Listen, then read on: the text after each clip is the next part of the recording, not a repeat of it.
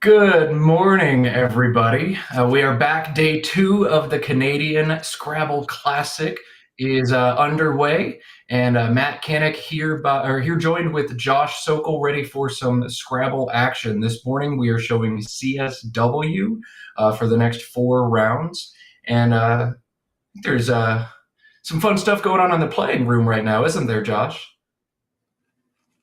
Yeah. Sorry, for some reason I thought you were talking to our producer. Yes. What's up, everybody? Hey, Matt. Good morning. Yeah, there was some sort of talk of the mayor of Belleville. Wow, pretty cool. Seems like a cool dude. I googled him. We also had a mayor in our chat yesterday as well. But yeah, really awesome stuff. Josh Greenway and Kieran O'Connor, they always manage to get some cool people to come to especially their Canadian events. So that's really awesome. Yeah, I'm hearing the mayor showed up, wished everybody good luck, gave a warm welcome to Belleville, and also notified the playing room that any parking tickets you get, bring to me. I'll take care of them. So that's some great Belleville hospitality. That's awesome. We are underway. Round four of the tournament is going to feature Jason Ubica and Joshua Castellano. So let's cut over there to a preview of these gents. Josh is no stranger to playing some great Scrabble. His rating and his results have all been there. You can see he's repping the Woogles with the sweatshirt. But yesterday evening rather, I did not quite go the way Josh was hoping for. He sits currently at 1-2. So the good news for him is already just 3 games in, nobody in the Collins field is undefeated. This race is wide open, and this is going to be a fun game. Yeah, Josh Castellano, one of the best players in the country. My namesake, Jason Ubica. He's a very strong player. He can really give anyone a really hard time. And I like that ranked 69th in NASPA CSW. Pretty awesome I had stuff. fun with my fun facts. As soon as I saw that one, I'm like, that's Jason's fun fact. Let's cut to it. Let's get these Okay, boys let's go. underway.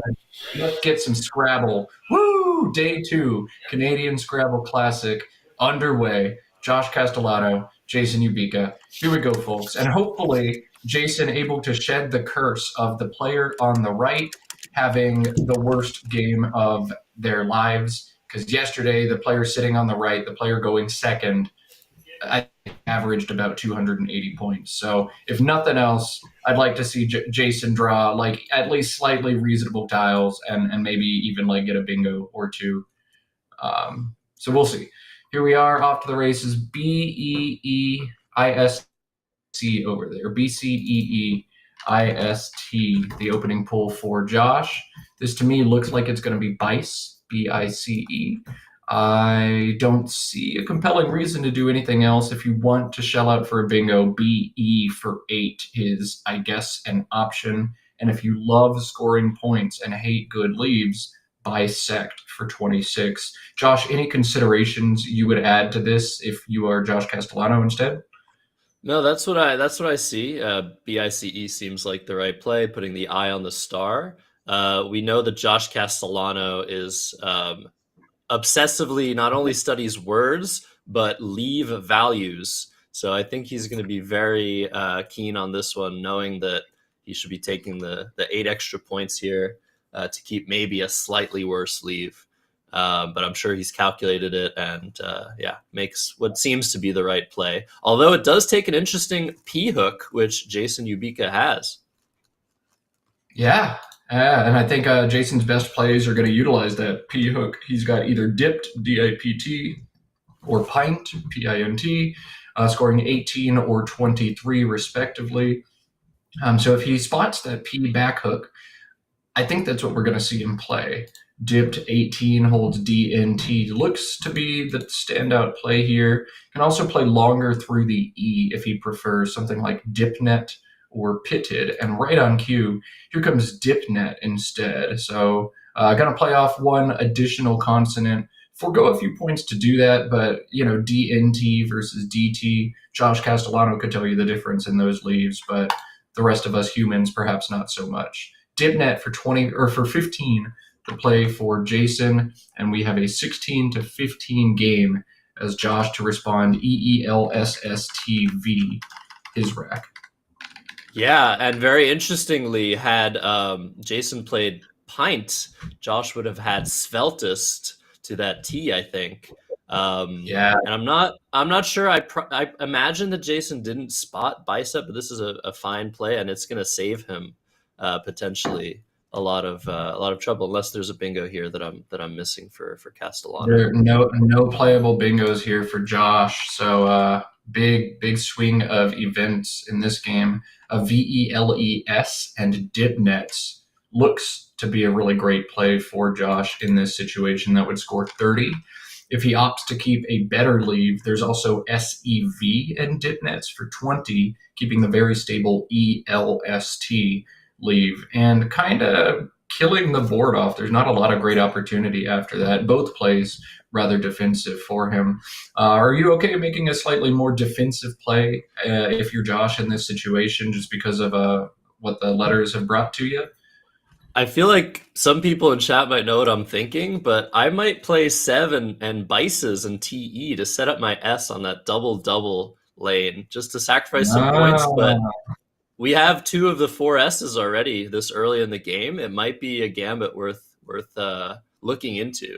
I don't think Josh is going to do that, but it's a very interesting idea to just protect that S setup with the V. If Jason doesn't have an S, he can't do much at all to prevent a very big play potentially from Josh's side. God. I love that. I love that 7 Bices. It's just 17, but with an S on your rack, you make your opponent's brain explode.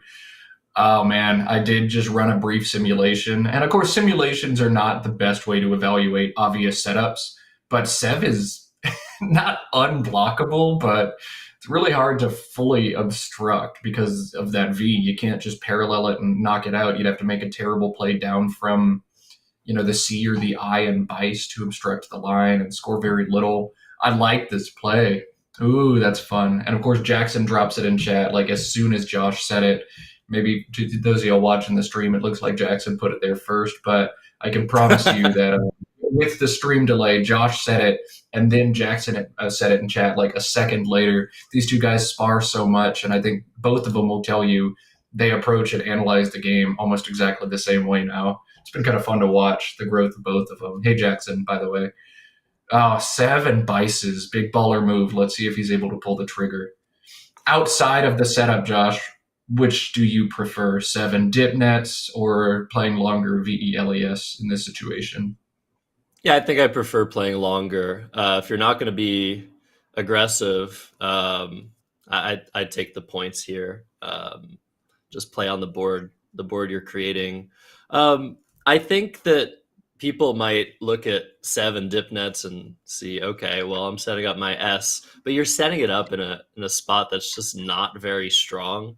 Most of the bingos you're going to draw with the S hook on Sevs are not going to hit a double word score and potentially open some big spots for the opponent. So I'm happy that Josh is taking his time here because it's a very interesting position.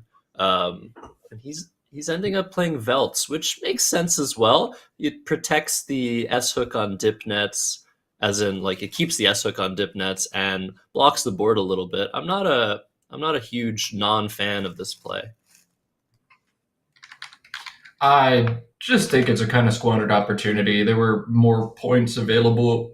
There were better leaves available. I'm not sure what this play accomplishes, honestly, except maybe Josh is saying, we're not going over to the top left side of this board if I can help it. But that seems like too big a sacrifice to control the board when you're ahead by just a handful of points this early in a game. A curious decision there, for sure. But Veltz is the play, and we are back to Jason, who seems like he so far has not dodged the right seat curse. This rack is also looking ugly, but that E in Veltz is going to give him some bailouts.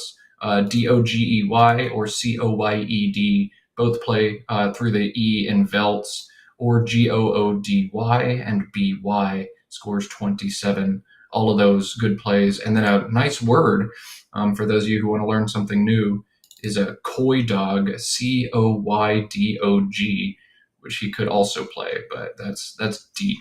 Coyd is what he's opted to play. 33 points, GOT leave. I think I prefer Doji, even though it's a 3-point sacrifice. G's are just so bad, especially with that O. But this is a good play from Jason. And it also might be interesting to consider the play of Veltz. When you see a play like that, you can pretty much assume, if you're playing a strong player, that they have a second S. And the play of Dogi would, I think, set up an S. And although there are S spots on the board already, that is definitely something to consider. But yeah, I agree with you. The G is just a really bad tile, probably not worth keeping in this position. And look at the draw for Josh, the Q and the Z. Yes, I've got my hot sauce ready for those of you watching us yesterday. Because this is a Canadian Scrabble stream, Canadian Scrabble Classic, we're going to do our best to call the last letter of the alphabet the Z. And if I mess it up today at any point, punishment is squirting hot sauce in my mouth. So we are on standby with the hot sauce. Keep me honest. Call me out, chat. That's your job today. But the Z gonna open up some scoring opportunities for Josh. ZHO to the O in Coyd. Oh God, I did it, didn't I? Immediately. Is 35. ZETAS at Dipnets is 48, but holds QH. And then QATS plays through the T in Veltz. So, Josh, are you looking to unload the Q or the Z here, and how? I'm looking to take a look at your face when you eat some hot sauce at like 9 in the morning. But yeah, it looks like Josh is playing. Okay, it looks like Josh is playing Cots for 23, which isn't like, it looks kind of weird. It sets up potential plays from the Q. We haven't seen a U yet.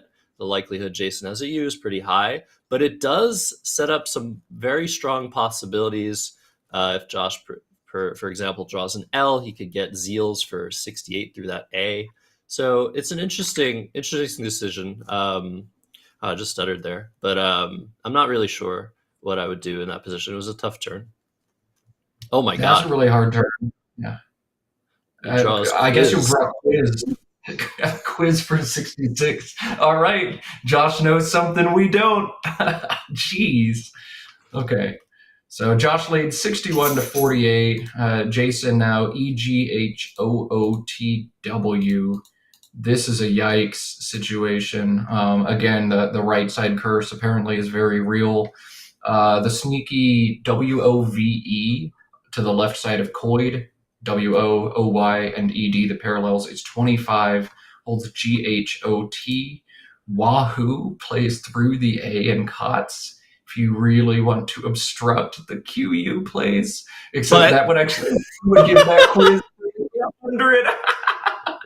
Oh yeah, God, that'd be the end. Yeah, don't play Wahoo. I would love to see it.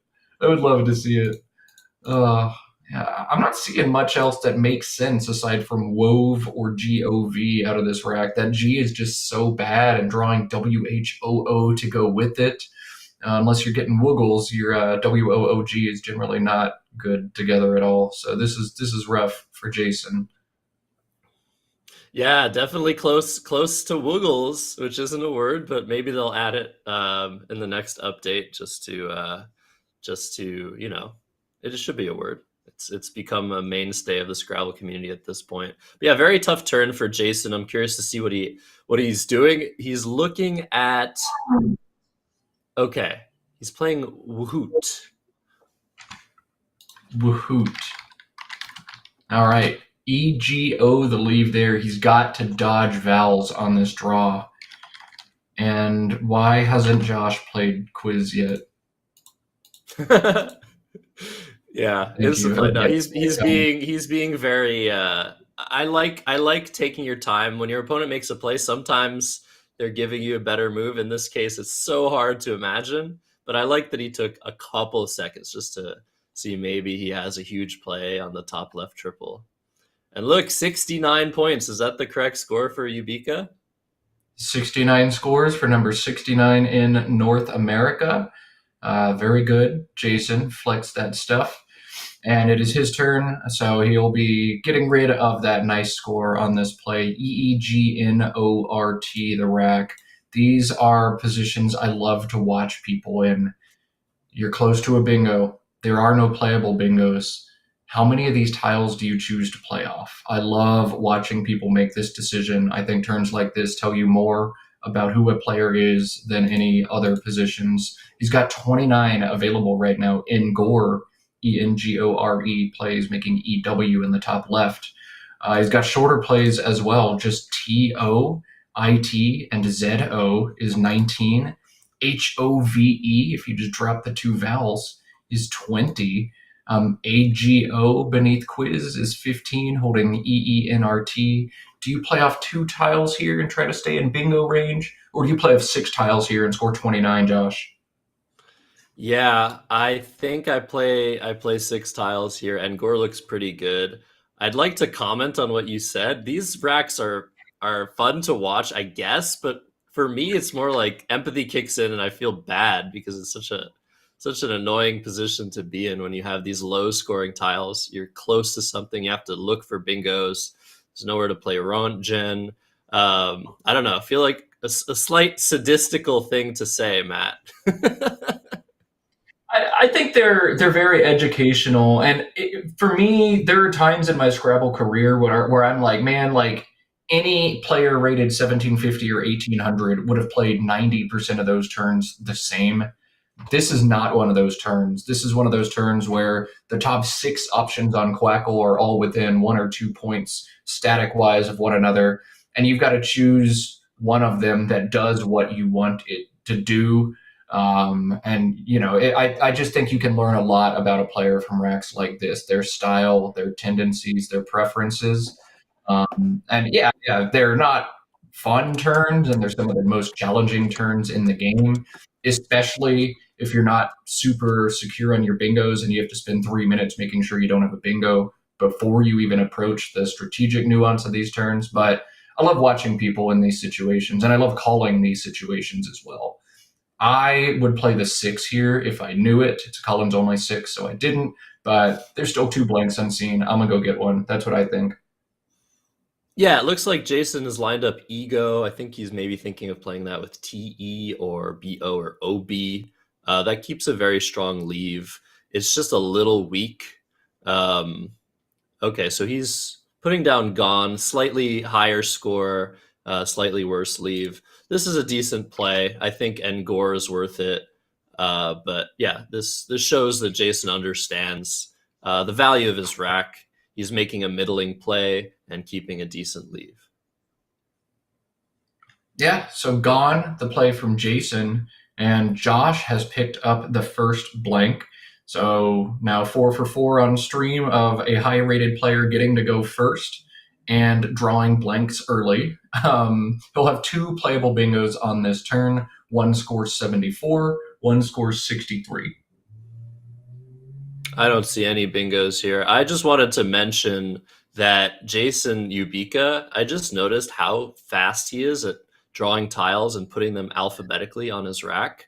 I can't do that. I don't know about you, Matt. When I try to alphabetize my letters on my rack, which is what we do often because the way we study words is in alphabetical order, gives us an alphagram, we call it, and that gives us the pattern recognition for potential 7 or 8 letter words that we have available. But when I try to do that, I often have to just like move 5 tiles and like move them again because I put a J on the other side of an I. So I just wanted to mention how very good Jason Ubika seems to be at alphabetizing his tiles. But what are the bingos that are playable here?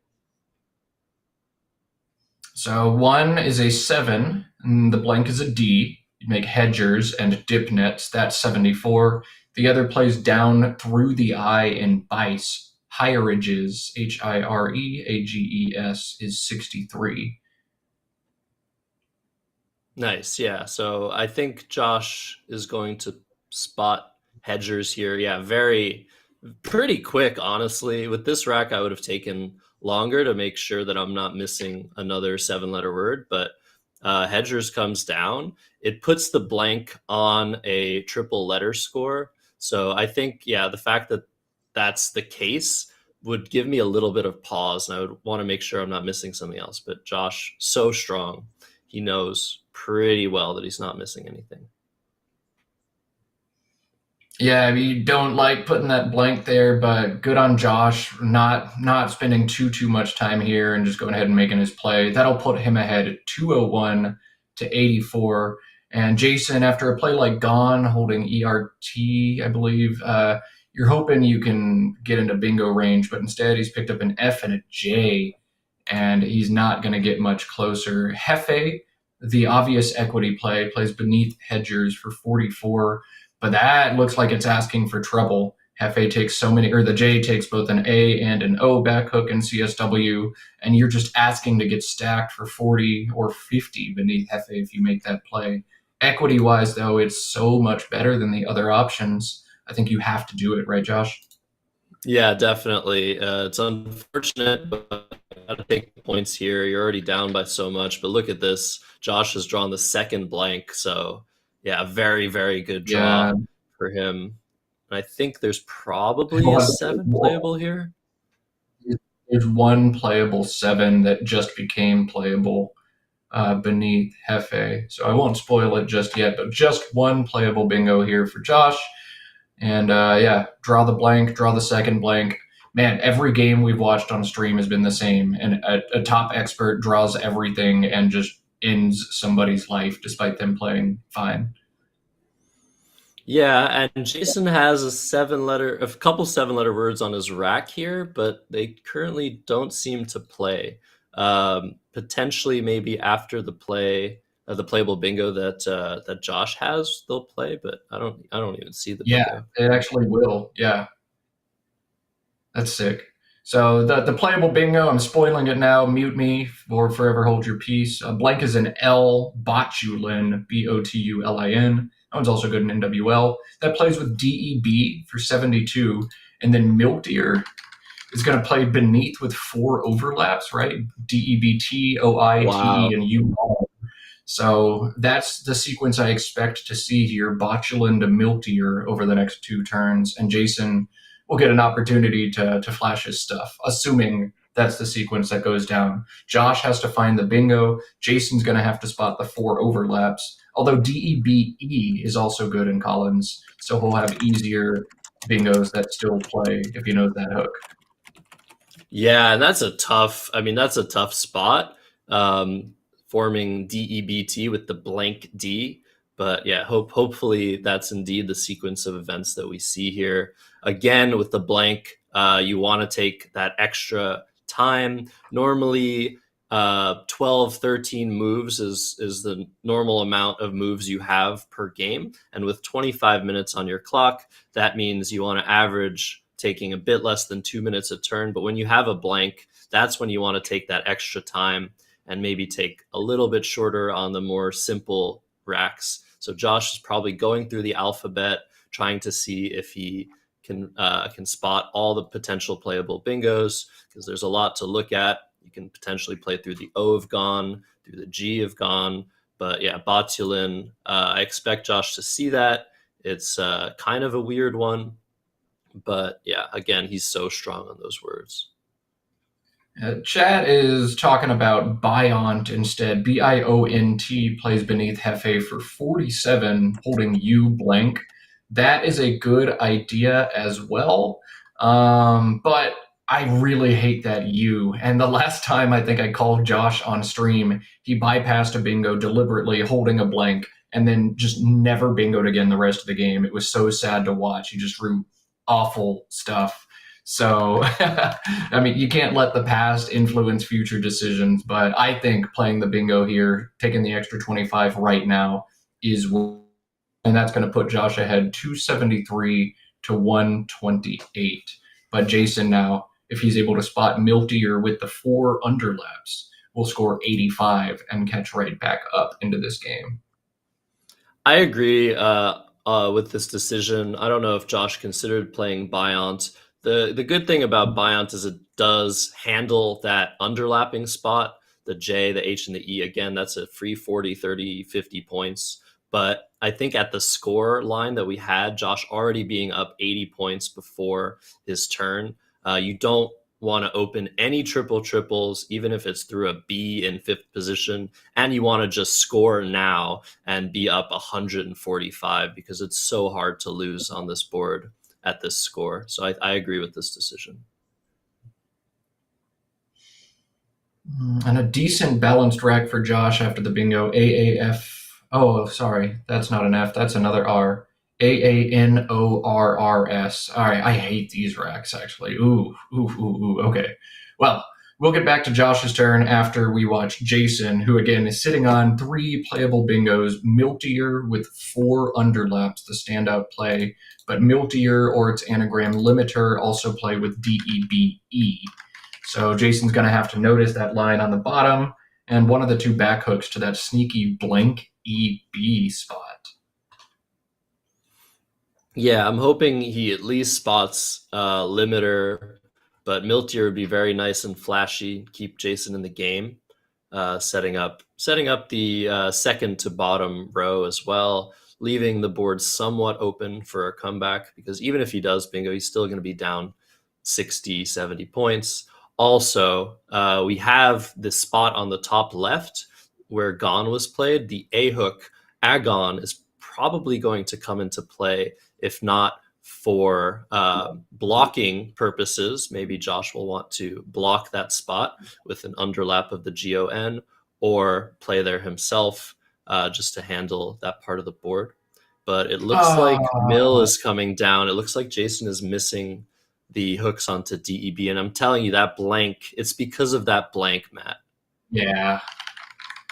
There's no doubt he knows pretty much any of the words involved. If you've been playing Collins as long as he has, you know DEBE, but it's so hard to see with that blank there. So Jason missing all 3 of his playable bingos.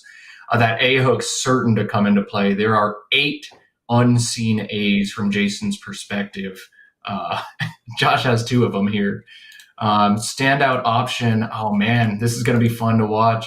ROAN plays beneath Hefe for 31, but opens a triple while he's on a 130-point lead. OAR plays for a huge score. ARAR plays for a huge score, but all of these play right there beneath Hefe and open things up. Maybe we just see Josh play AR, JA, and HER for 25, though ANORS as a leave kind of makes me want to throw up. How do you approach this turn, Josh?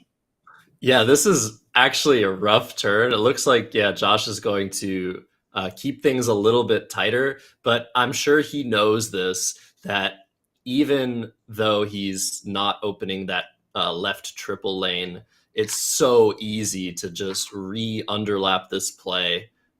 If you're Jason, he's going to be scoring really nice here. He has the X, he has the P for Jap, and I know that Josh knows this, but he's decided that the risk of opening a huge bingo lane is not worth it here at this score. So yeah. So Jason has 86. I'm sorry. Jason has 68 available this turn. Jason has 68 points. I don't know that it's his best play, but his highest scoring move is the Collins only Extirp, EXTIRP, making Milked. 68 points. There's also Apex beneath the AR play, making Jap in here for 57, holding IRT. So Josh, Extirp, throw the board wide open, fork the board, and score 68, but hold an A when you're looking to draw 6 more, or Apex now, shed the A, bypass a few points, don't open the board as much, and hope that the 2 existing lines are all you're going to need to claw back into this game. How would you approach this? I sure hope we see Extirp, Matt. I don't think we will. It's such a hard play to spot because you're just drawn to that underlap that was just opened up by Josh. I think, oh my gosh. But here it comes! Let's go! Yes! This is a perfect play from Jason. Wow. Open the board, score the points. You've got to dodge the A's on this draw. Go get an S right now, Jason, and you're back in this game. Wow, nice Oh, play. man. Amazing play by Jason. We love it. This is giving him a chance. But yeah, he's going to need to draw something quite nice this turn because Josh's rack quite Big pull. quite strong. Big pull. Big pull. There's the S. There's the S. Oh, but these double L's, is it going to work? I don't think so. That's not what he was looking for. But the S will give him some extra life. The A's are going to help him hit that AGONE spot. This one's not done yet. This one's not done. After a very nice play, Xterp gives Jason 216 points. Oh, I haven't been updating the score. My bad.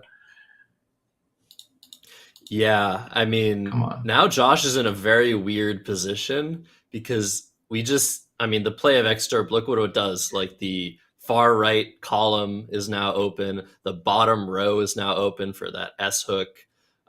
Josh might just want to weather the storm here and play jaw and WO and just hope for one or two vowel draws that will almost certainly lead him to a bingo next turn. But he has to draw something. He has to draw the right vowels here. But I think most of the two vowel draws will give him a bingo. I think even one vowel draws give him bingos very often, but unfortunately, if there's one vowel he draws, it's likely another A. Just looking at that pool, we'll see. We'll see what he gets, but WO for 43, it's hard to pass up if you're Josh holding the nice AGNRS. Will he draw a vowel? Will he draw a bingo? Big play for Josh. This one could be all but over if he pulls the bingo here. If I'm Jason, I am not playing yet. I'm waiting for Josh to look at these tiles to see if I can get any kind of tell. Okay. This is probably the game. Yeah. Double E draw. Yeah. Is this the right score? Or is Josh over 300? Josh has scored again. Josh is up to 341. Let's get that updated. Yeah, this is over, unfortunately. Unless Jason opens a triple. The problem is if he tries something like flam on the top left, making ag and MO, Josh is just going to play probably freegans from the F. It doesn't look possible to mount a comeback here for Jason, unfortunately. So we're going to see Josh probably improve to 2-2 here. Jason go down to 2-2. But what a play of Xterp. I'm so happy we saw that. Jason's such a beast. Yeah. Play of the game, even if it came from the losing effort. I like it. I think we are going to see flam above a gun. Oh no, we're going to see it over here. So Jason's going to knock out one of the remaining bingo lines. Josh has to be very pleased to see this because now as he bingos with enrages and Xterps, this one's done. Yeah. How long do you think he's going to take on this turn, Matt? He's already playing it. There we go. Yeah, man. So intimidating when this happens. It's just like the game's over. Deflating. Yeah. So it goes. I mean, your opponent plays AR for 25 and then WO for 43. You're probably getting bingoed on. Like, you're not dinking around playing two tiles at a time like that unless your rack is terrible or awesome. And in this case, given the other opportunity, it's probably coming from an awesome rack. That's what we saw. So you have to know you're in trouble if you're Jason and you see the way Josh has been playing. But what can you do except hope that he missed?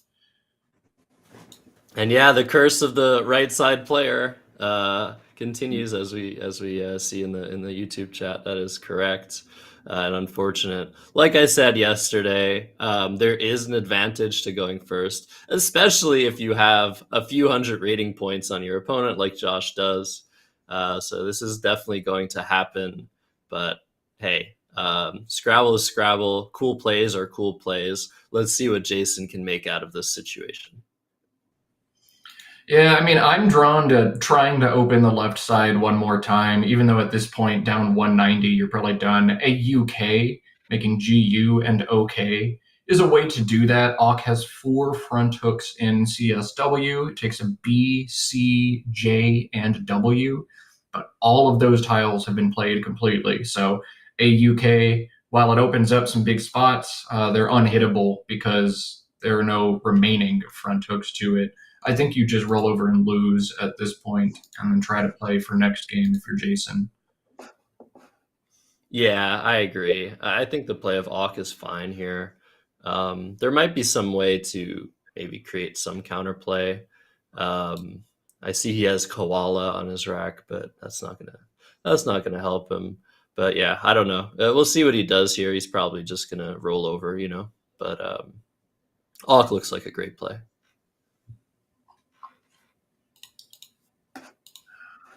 This is round 4 of the Canadian Scrabble Classic from Belleville, Ontario. Tournament sponsored by Josh Greenway and Kieran O'Connor, or organized by those folks. We are going to be streaming the entire tournament right here on Let's Play Scrabble's YouTube channel. So show us some love early in the day like this. We like getting likes built up on these videos. Bump us up the algorithm. Maybe YouTube displays this in more spots. So if you haven't yet, consider liking this video. And if you like watching Scrabble on the internet, hit that subscribe button. Josh Greenway streams several tournaments every year on this channel and cuts up the videos to make little one-piecers after the fact. So if you like watching Scrabble, hit that subscribe button. Give us a like this morning to try to increase the viewer count. I don't know what part of the world y'all are in, but it's a beautiful Saturday here in Austin. It's actually going to get up to, or in San Antonio, it's going to get up to 30 Celsius here. So happy March. We got to entice people to stay indoors on these beautiful days and watch Scrabble. Let's get some likes, let's get some subscribes, and hopefully let's get a good, close game at some point this morning, please, and thank you. I like how you forgot where you were for just a second there, Matt. We got the Canadian Scrabble Classic, so we're all Canadian today, except for Matt, who keeps saying Z instead of Z. I should be careful because I might do the same. Did you consume that hot sauce? We decided that every time we would say Z instead of Z, we would take some hot sauce. I didn't see it happen. We didn't go to the commentator cam, but I'm just gonna trust that you're. It's got to be on camera. I don't want y'all just taking my word for it. You've got to see the hot sauce physically go in my mouth. So that'll be an in-between games penalty for me. Did I just forget what city I'm in? Absolutely. Yeah. On my end, I'm in Montreal, Canada. Ahead, so not so far from Belleville. It's a very, I guess, somewhat mild day here. A bit above freezing. No snow on the ground. Where has winter gone? I believe the same is true for Belleville. If we do see some snow at this tournament, I hope we're going to be able to show you guys. Because, yeah, I mean, this is Canada. What's going on? Where's the winner? Speaking of Canada, there is another big Canadian Scrabble tournament coming up in May. That's going to be the big Montreal tournament brought by the Dream Team, Josh and Kieran, once again. That tournament is coming up, the Montreal Scrabble Fest, May 24th to 26th. I will certainly be participating in this tournament, though I don't know how yet. I may be playing if I'm able to make the trip up to Canada.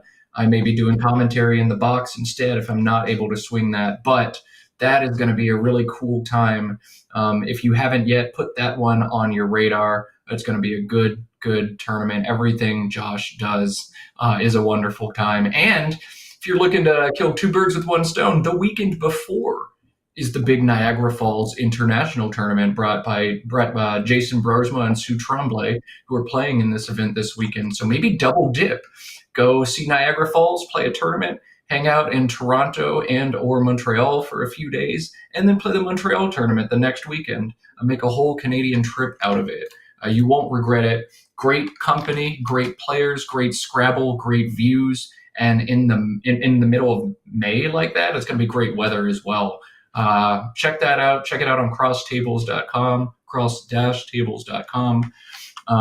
Lots of Scrabble. And of course, we'll be streaming the Montreal tournament right here on the Let's Play Scrabble YouTube channel.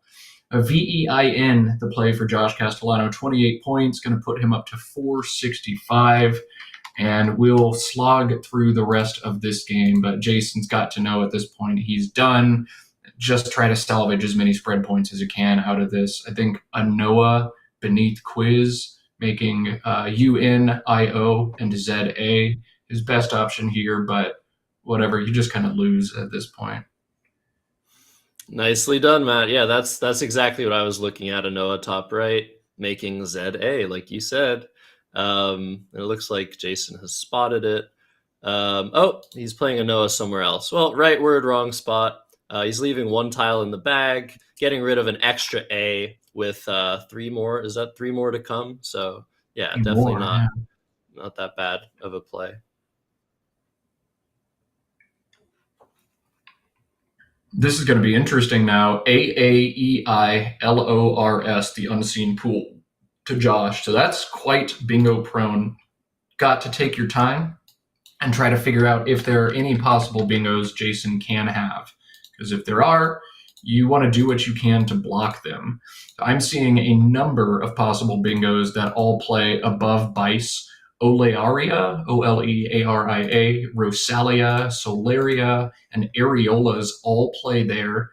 So you probably want to block that spot. But there's one other sneaky possibility of a bingo that plays at the bottom of the board in this pool. I'm not saying anything else yet. We'll wait for the chat to solve this. They're so good at solving my little puzzles. But lots of threats here if you're Josh. I think we're going to see maybe NY and YU to block those spots and score in the process. But there'd be one sneaky possibility at the bottom that is not addressed by that threat. Wow, I don't see it. Oh, it is. Okay, it's just Solaria. Okay, so so that's one rack that Jason can have, which will bingo in 2 spots. And yeah, this is the time Josh would like to use pretty much all of his time to try and look at the threats. But the more bingos that he sees that play on top of BICE, the more likely he is to just block there anyway. Even if he notices that Solaria will fit in both spots and that he can't block both, right? Unless he had something like non-hero potentially, which I don't think takes an S. But it would be interesting. There might be a way. I mean, there's potentially a way to block both. Like, I don't know. Theoretically, I'm not seeing it. Like, you would have to play atop the I in Bice all the way down through the E and the T, or play something like non-hero. But I believe that he's just going to have to deal with the fact that, there's just a lot of bingos that play. Jason happens to have probably one of the worst possible racks here because he's not threatening a single thing. I hate that rack, AEILORS. It's a trap rack. There's no 7-letter word. Even in CSW, I've had people try Ariels against me. So, I mean, Josh is blocked. Yeah, Oralize as well. Josh has successfully blocked the most of the threats, and Jason's just going to have to maybe play a 6-letter word on the top left here or something of that nature and end this game. Yeah, Oralize is one of the all-time famous phonies in Scrabble. Everybody has tried Oralize either with an S or a Z at some point. I feel like don't do it. Don't be that one. All right, that's 2 swigs of hot sauce, Matt. Gotcha. Oh, geez. I did it again, didn't I? Yeah, unfortunate. As soon as we cut to the commentator cams, I'm gonna enjoy watching someone else consume some hot sauce, because I do that a lot on my own stream when I'm bored. So yeah, it's good to see someone else suffer for a change. But yeah, this is the end game. Jason has 5 minutes left. Josh has a few minutes of his own. This game is over. They're having a little bit of a laugh. It's good to see. Hey, no fun. We can't. Jason is such a nice guy. Oh my goodness. Like, even when he loses, he's just such a fantastic sport. love to play him. They're talking. This is what we like to see, unless you're Matt, who's, like I said, somewhat sadistic. Jason is a nice guy, absolutely. He gave me and my partner a ride from Toronto down across the border to the Buffalo Nationals, and something paperwork. We got stopped at the border by U.S. Border Patrol for like 2 hours. Start running late for the Nationals. We had hoped for some socializing, and he never once said anything mean or even looked defeated or disappointed. He's just like, okay, we'll be patient. It's okay. And I'm like, man, what a nice guy. I'd be so excited to get to this tournament. I'd be annoyed, but thanks, Jason. Thanks for the ride and everything else. I'm hearing from production team, we are going to take a brief break after this one. We accidentally left the camera above the board running all night, and the battery is getting perilously low. So we're going to have to cut the stream for just a moment to get that adjusted. But we will have Jason Keller and Matthew Tunnicliffe after this. So that is going to be a game that everybody here should want to watch. Two incredible players. Don't plan on going anywhere. If you're watching Scrabble, you got to hang out for that one. Yeah, super excited about that matchup. We do have a round robin format in this tournament, so not every round will have such a behemoth of a matchup as next round. So do not go anywhere, because yeah, these are potentially the two top players in the field. There's also Matthew O'Connor, who has the highest rating right now. So we shouldn't say anything about the strength of these players, but yeah, this is one hell of a matchup. Jason Ubika, I forgot to mention, of course, Jason Ubika is Canadian, which might explain why he's so nice. Josh Castellano, actually, despite pretty much living in the US for his entire life, also has Canadian citizenship. So he is not out of place at this tournament either. But yeah, Matthew Tunnicliffe, Jason Keller, I am excited. Hopefully we'll have our first close game. Hopefully. But whoever's going first, I don't know if y'all have caught on, the person playing first is always on the left on stream. That's how we've had it set up. But the person playing first is like 4-0 plus 800 and has drawn 7 out of 8 blanks. This has been just absolutely killer so far. They say the person playing first in Scrabble is like 55%, 56% to win the game. But so far on stream, we're shooting 100. Yeah, it's the curse of the player on the right. So I guess that's a shout out to the the directors of the tournament. If they want somebody to win, just make them the first player on the stream, because that's how we determine who's going first, or that's how we determine who we put on the left side. We see Sachs coming down for Jason Ubika. Nice score here. Nice fit as well. I like that play. What's the best endgame play? I stopped paying attention. Let's ask the engine. The 5 underlap ARILS beneath Botulin is apparently the best sequence by 1 point. A bunch of plays like RIAL or REAL above Enrages are second best, according to that. I'm guessing like Aroid. No, Aroid doesn't quite play at the bottom. Radio, maybe you want to take away Radio. I don't know. But this seems okay as long as Jason can go out in multiple spots next turn. Oh, the play that you're trying to block is Dorad, DORAD, beneath Botulin with 5 overlaps. Little neat. Nice. Collins only front hook to ORAD.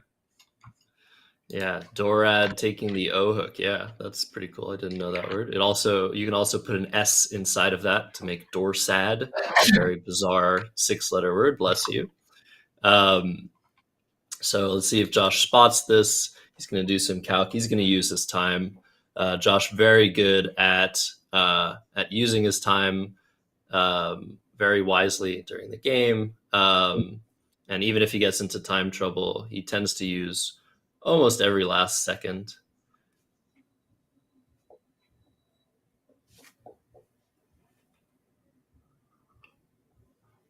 This is something I had to learn to embrace. When I played my first Division I tournament, I got I got just crushed, as I think most people do in their first Division One tournament. But I felt like it was very unusual how nearly every player, despite beating me by 150 every game, went all the way down to like sub 1 minute on their clock almost every time. And I'm like, what? But people just take it really seriously. Every spread point matters to them at a tournament, and it's very, very typical, especially in the top division. Just go all the way down, think every turn through beginning to end, use the time they gave you, even if you're ahead by 100. Not really seen as poor sportsmanship or poor form in any way, shape, or form, unless you're deliberately slow rolling just because. But that's not what's happening here. He just wants to get every spread point he can. Yeah, Matt, you've clearly never lost a tournament or lost a placement by one spread point like me. In 2013, at the second division of the Nationals, I lost out of third place by one spread point. So every single end game that I played in that tournament apparently mattered. But lucky. It's lucky that you've never had to deal with that, Matt, and that you just play out the game. One day it's going to burn me. It's also going to burn Josh here. Is he could have stopped Jason from going out with this ILOR rack, but he's not going to do that. So that's a big spread sacrifice. If you're going to spend all that time, especially on stream, you try to do it right. But it's tough. It looks like okay. He's going out. Yeah, he's going out. He's decided. But yeah. Unfortunately, Josh, how much time do you have left? 39 seconds. You should use that time. What can I say? Okay, I'll stop. Scrabble's hard. I shouldn't be mean. But yeah, that's going to be the end of this one with the points from ADDIO. We're going to see Josh hit 511 to Jason's 326 is the final. We'd love to get you that banter over the board, but we don't have the overhead mic working right now. So that's all we've got in this one. Josh putting on a clinic, dropping 500 points and bursting ahead to 2-2. As promised, we are going to take a little break before we bring you the Keller-Tunnicliffe matchup, but it looks like I'm frozen right now, so I'm not even going to give you all the hot sauce. Oh, here we go. Go. Oh my God. Very nice. Oof, regret that. Let's cut the camera. I'm going to go downstairs and get some habanero hot sauce to make these punishments extra high stakes. And we are going to take our break now. We'll be back in a few short minutes with 3 more games from the morning session. Y'all don't go anywhere, and we'll see you in a couple.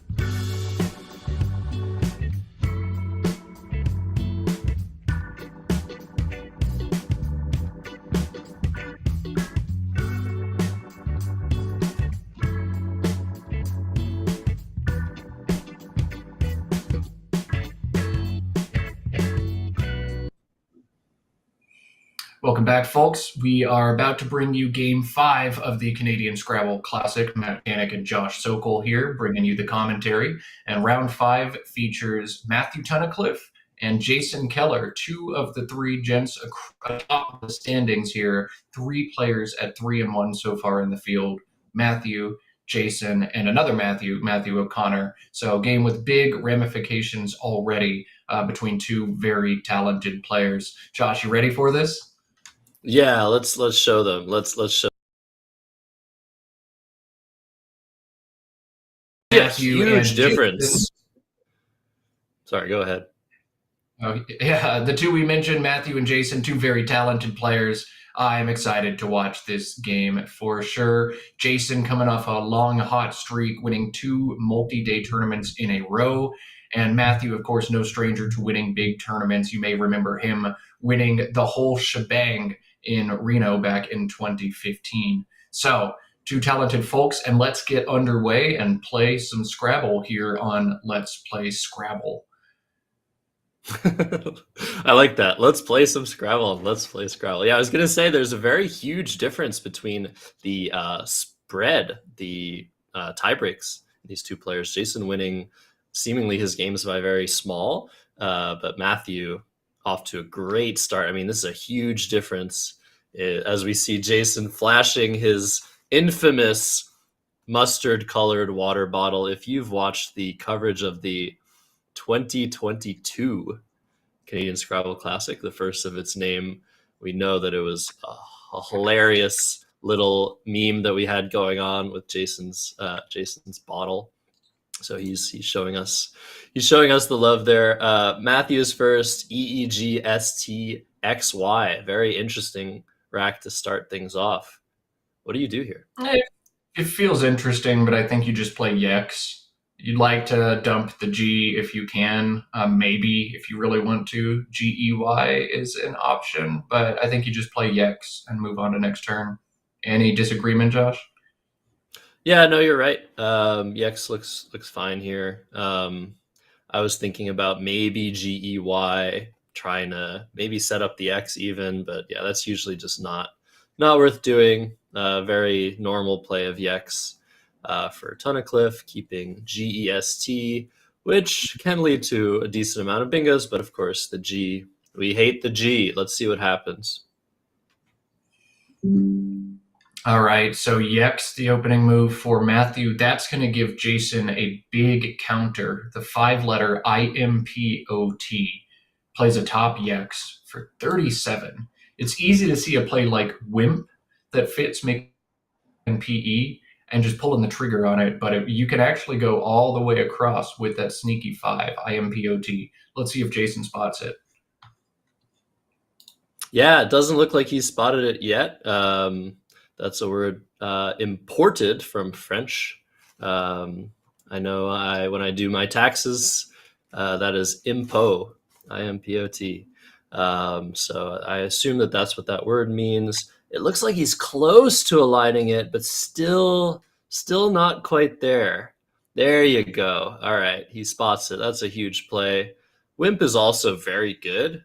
Not sure. Wimp is 25. Wait, do I know how to count?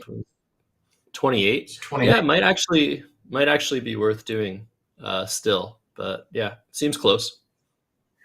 Impo is not French for taxes, according to our Collins lexicon. Instead, it is slang for a punishment task given to school children.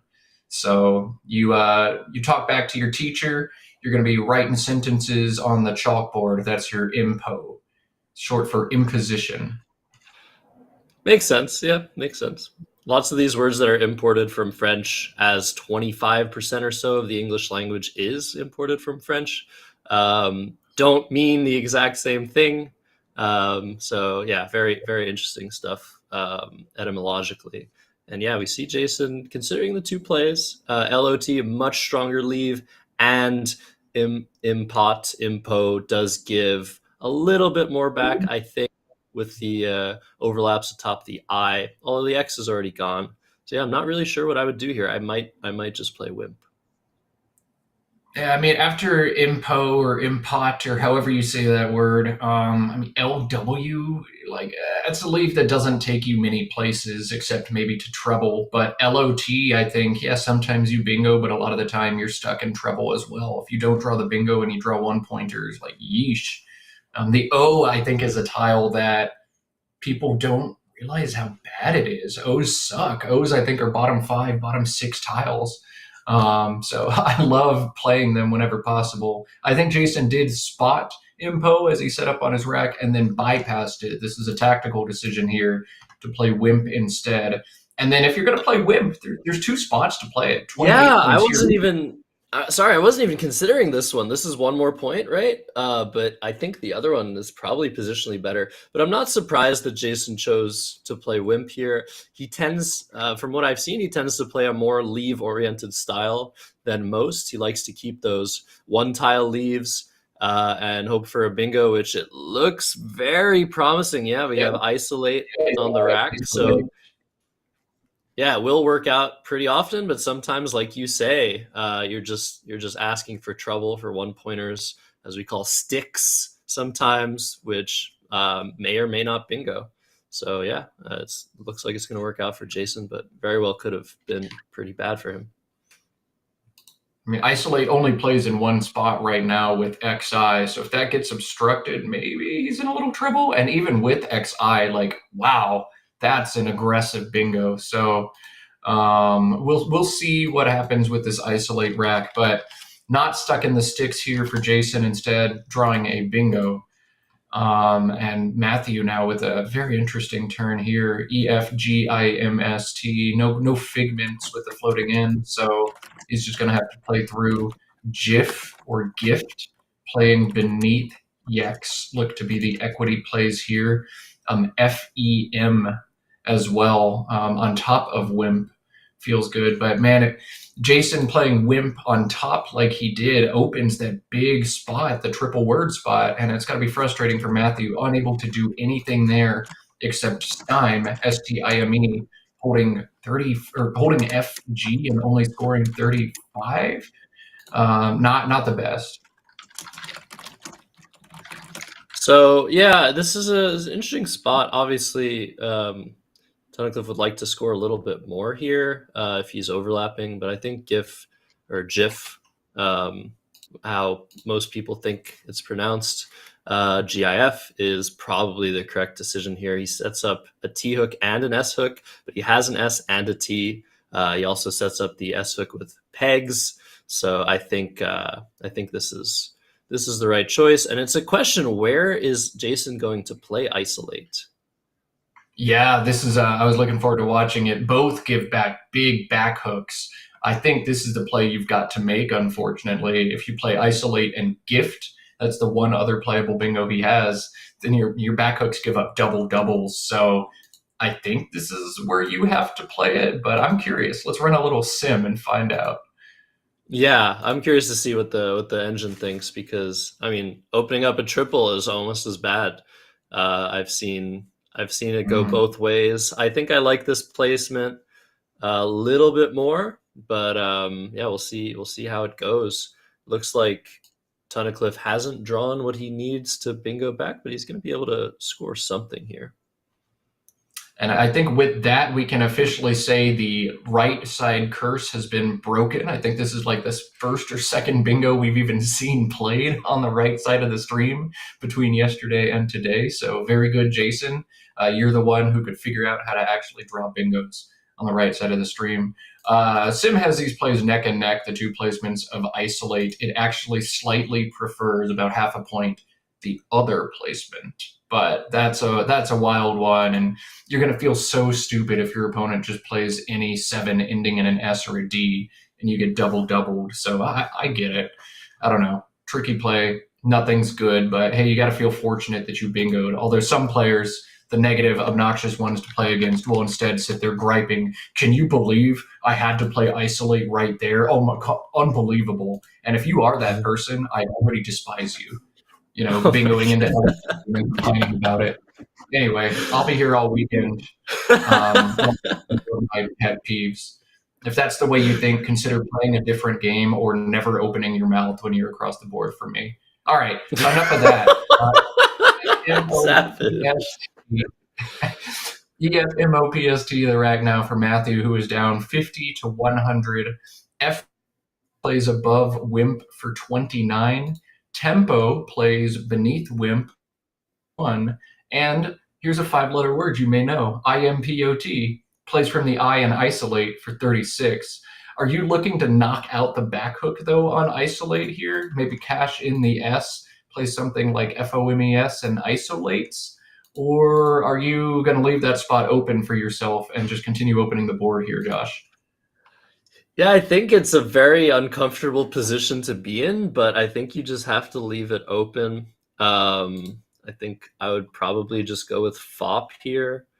Like you said, on top of the W and the I. But it's a position I would take a long time, and we see Tunnicliffe is taking his time. I think the players have started off a little bit slower than average here too. I mean, Jason took almost over 3 minutes, I think, on his opening decision. But now we see the clock on Matt's end a little bit low already. But yeah, it's a very complicated position, lots to think about. So yeah, I think okay, he's playing tempo. This makes sense. This is also more Matt's style. I think these two players have slightly or significantly different styles, where Matt likes to keep scoring no matter what, whereas yeah, Jason likes to keep really strong leaves. So yeah, this makes sense.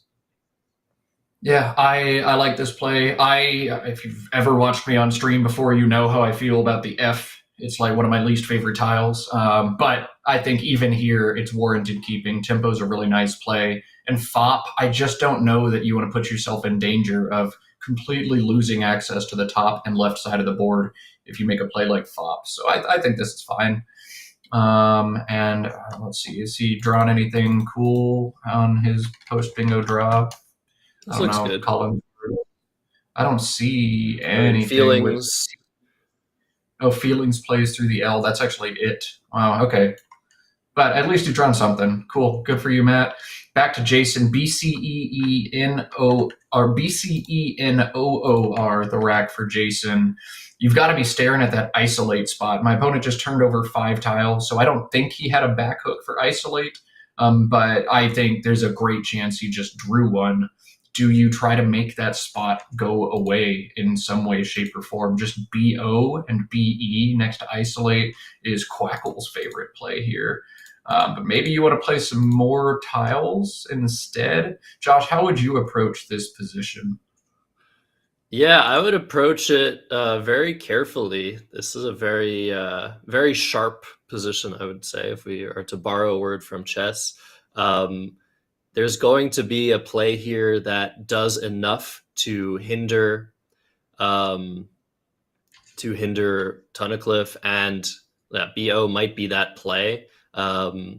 Keeping CENOR, you're going to bingo a lot through the floating tiles on the board, the L and A of isolate, the T, E, M of tempo, even the P. You can draw some bingos from that. So I like that idea on first glance, but you might also want to play something like Boron overlapping on the right side. I don't think Jason Keller is going to do that.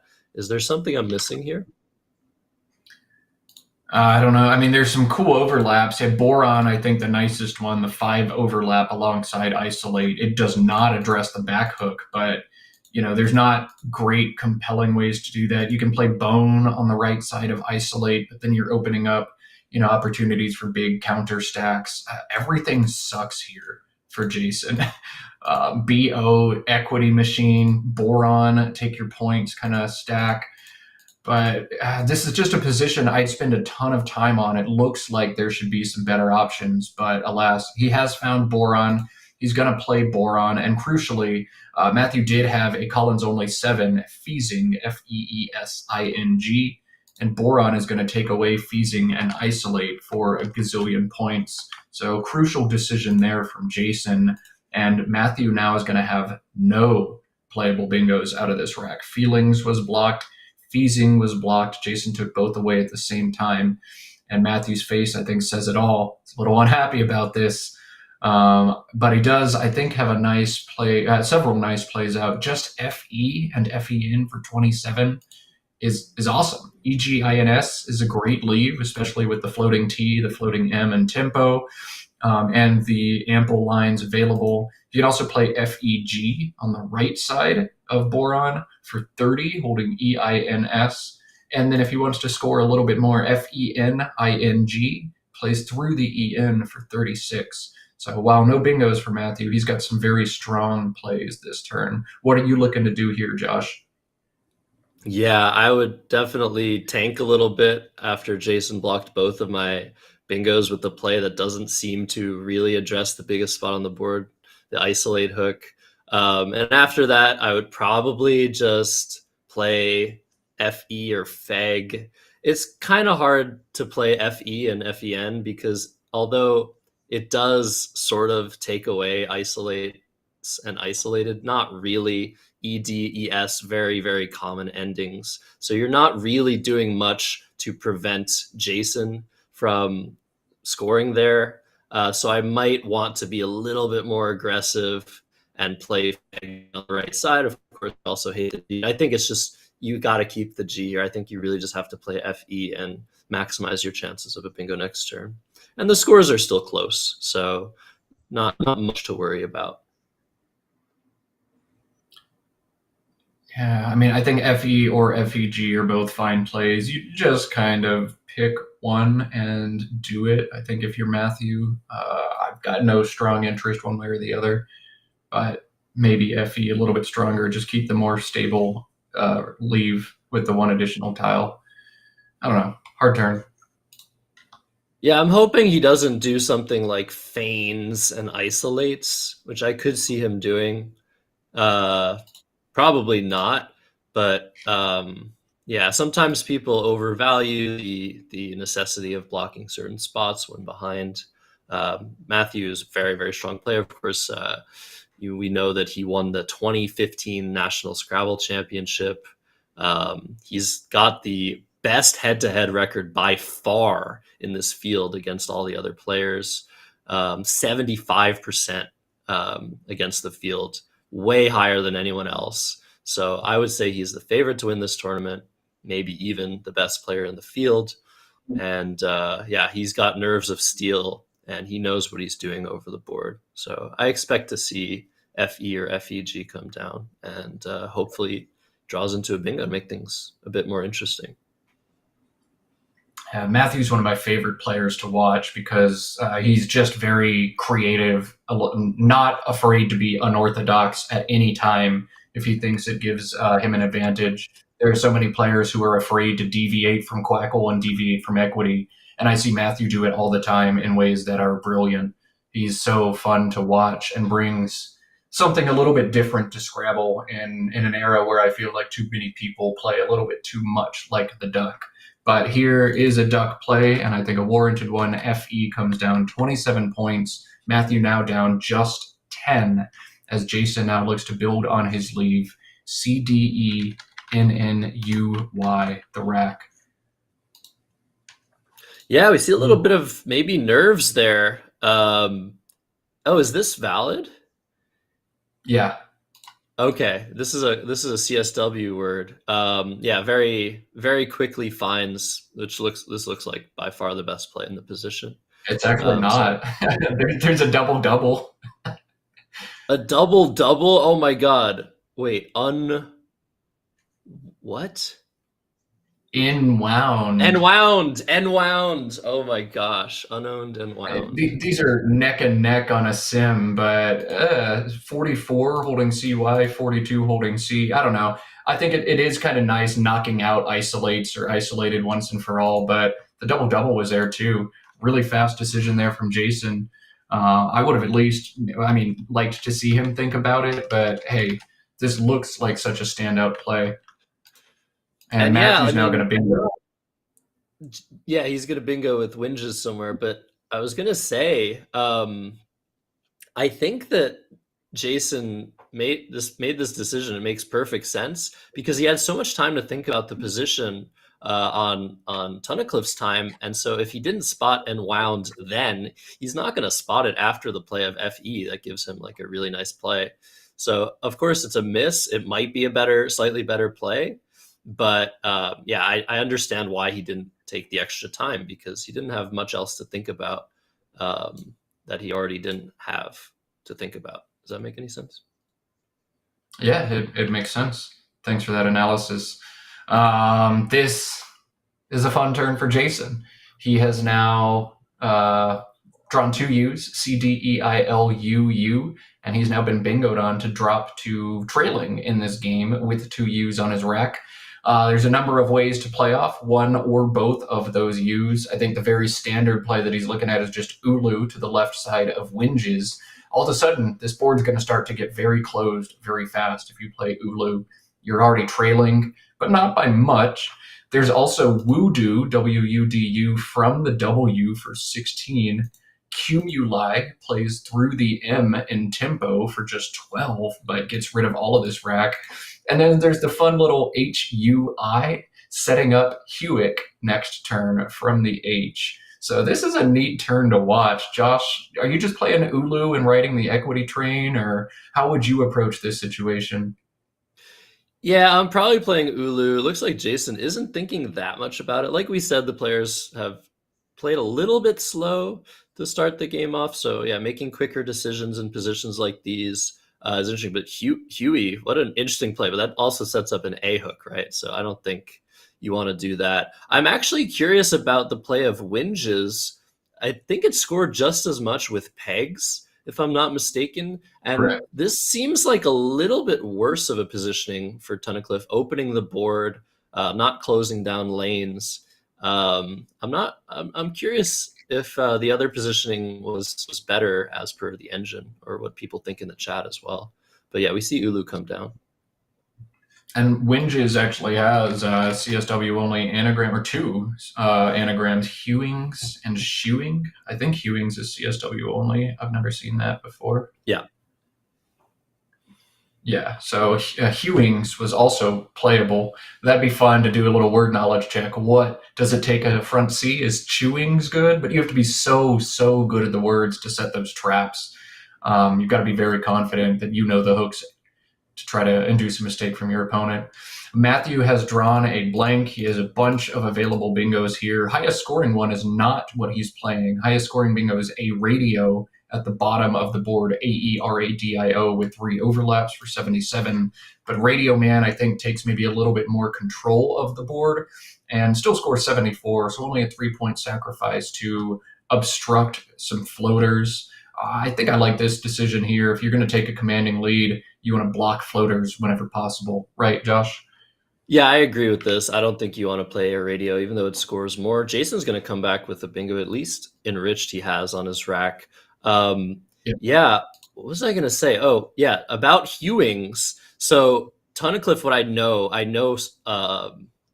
these players a little bit, but yeah, Tunnicliffe specifically very much knows the ing and ings words. It's a list that he studies religiously. So when you spoke of maybe setting up a trap or knowing the hooks, if anybody knows those ings words, it's Tunnicliffe. Yeah, Tunnicliffe, one of the few players out there, I think, with a good knowledge of those. I know Ori Swift over in NWL land has also made stories up to categorize all the different ing to ings words. And if you ask him one is good, he'll literally recite the story to you and then have to go back and think, was that word in my story? It's so hard to keep those down, but it's so important as well. So, if that's what you want to do to get to the next level, maybe you make up your own stories about ings words, your own mnemonics. Anyway, and I digress. Enriched was the only playable bingo for Jason. He also had the disgusting EDENIC to the right side of Boron. It's not right to pass up this bingo, but wow, that was 43 points and just a beautiful, beautiful overlap. In any case, Jason plays a bingo. He's now down 252 to 275. And Matthew, 3 A's. His first post bingo draw was nice. His second post bingo draw, not nice at all. AAAJOTV. The J is going to help him score. Java at the bottom looks so standard, making AE, scoring 30 points. Don't know what else you could even consider doing in this situation. And Matthew agrees he's not going to waste any more time. Java going to come down and nicely sets up the A and the O for an easy little play on the bottom if he doesn't draw better options. But on this board, scoring opportunity aplenty. That spot's not a big consideration, I think. Yeah, it's not great to do that with some high scoring tiles like with Cot out, but yeah, there's nothing else to do there other than Java. Matt did take a little bit of time to see if he wasn't missing a very weird word in this position, but yeah, it's a close game. I mean, Jason's down 50, but yeah, Tunnicliffe's just drawn Cot actually, so I think he has a little bit of an advantage here. However, yeah, there's still a lot of play on this board. I mean, the bingo lanes are gone, but there's a blank out, so it's interesting. So Jason has the unplayable butanol, butanol, an alcohol of butane, on this rack. He has no playable bingos. He has an awesome play. He has one play that is degree of difficulty 10 out of 10, but if you want to show us that you're 2100, 2150, you find this play here. And that's all I'm going to say about it. No bingos. This would be an awesome Woogles puzzle. And I'll say no more yet.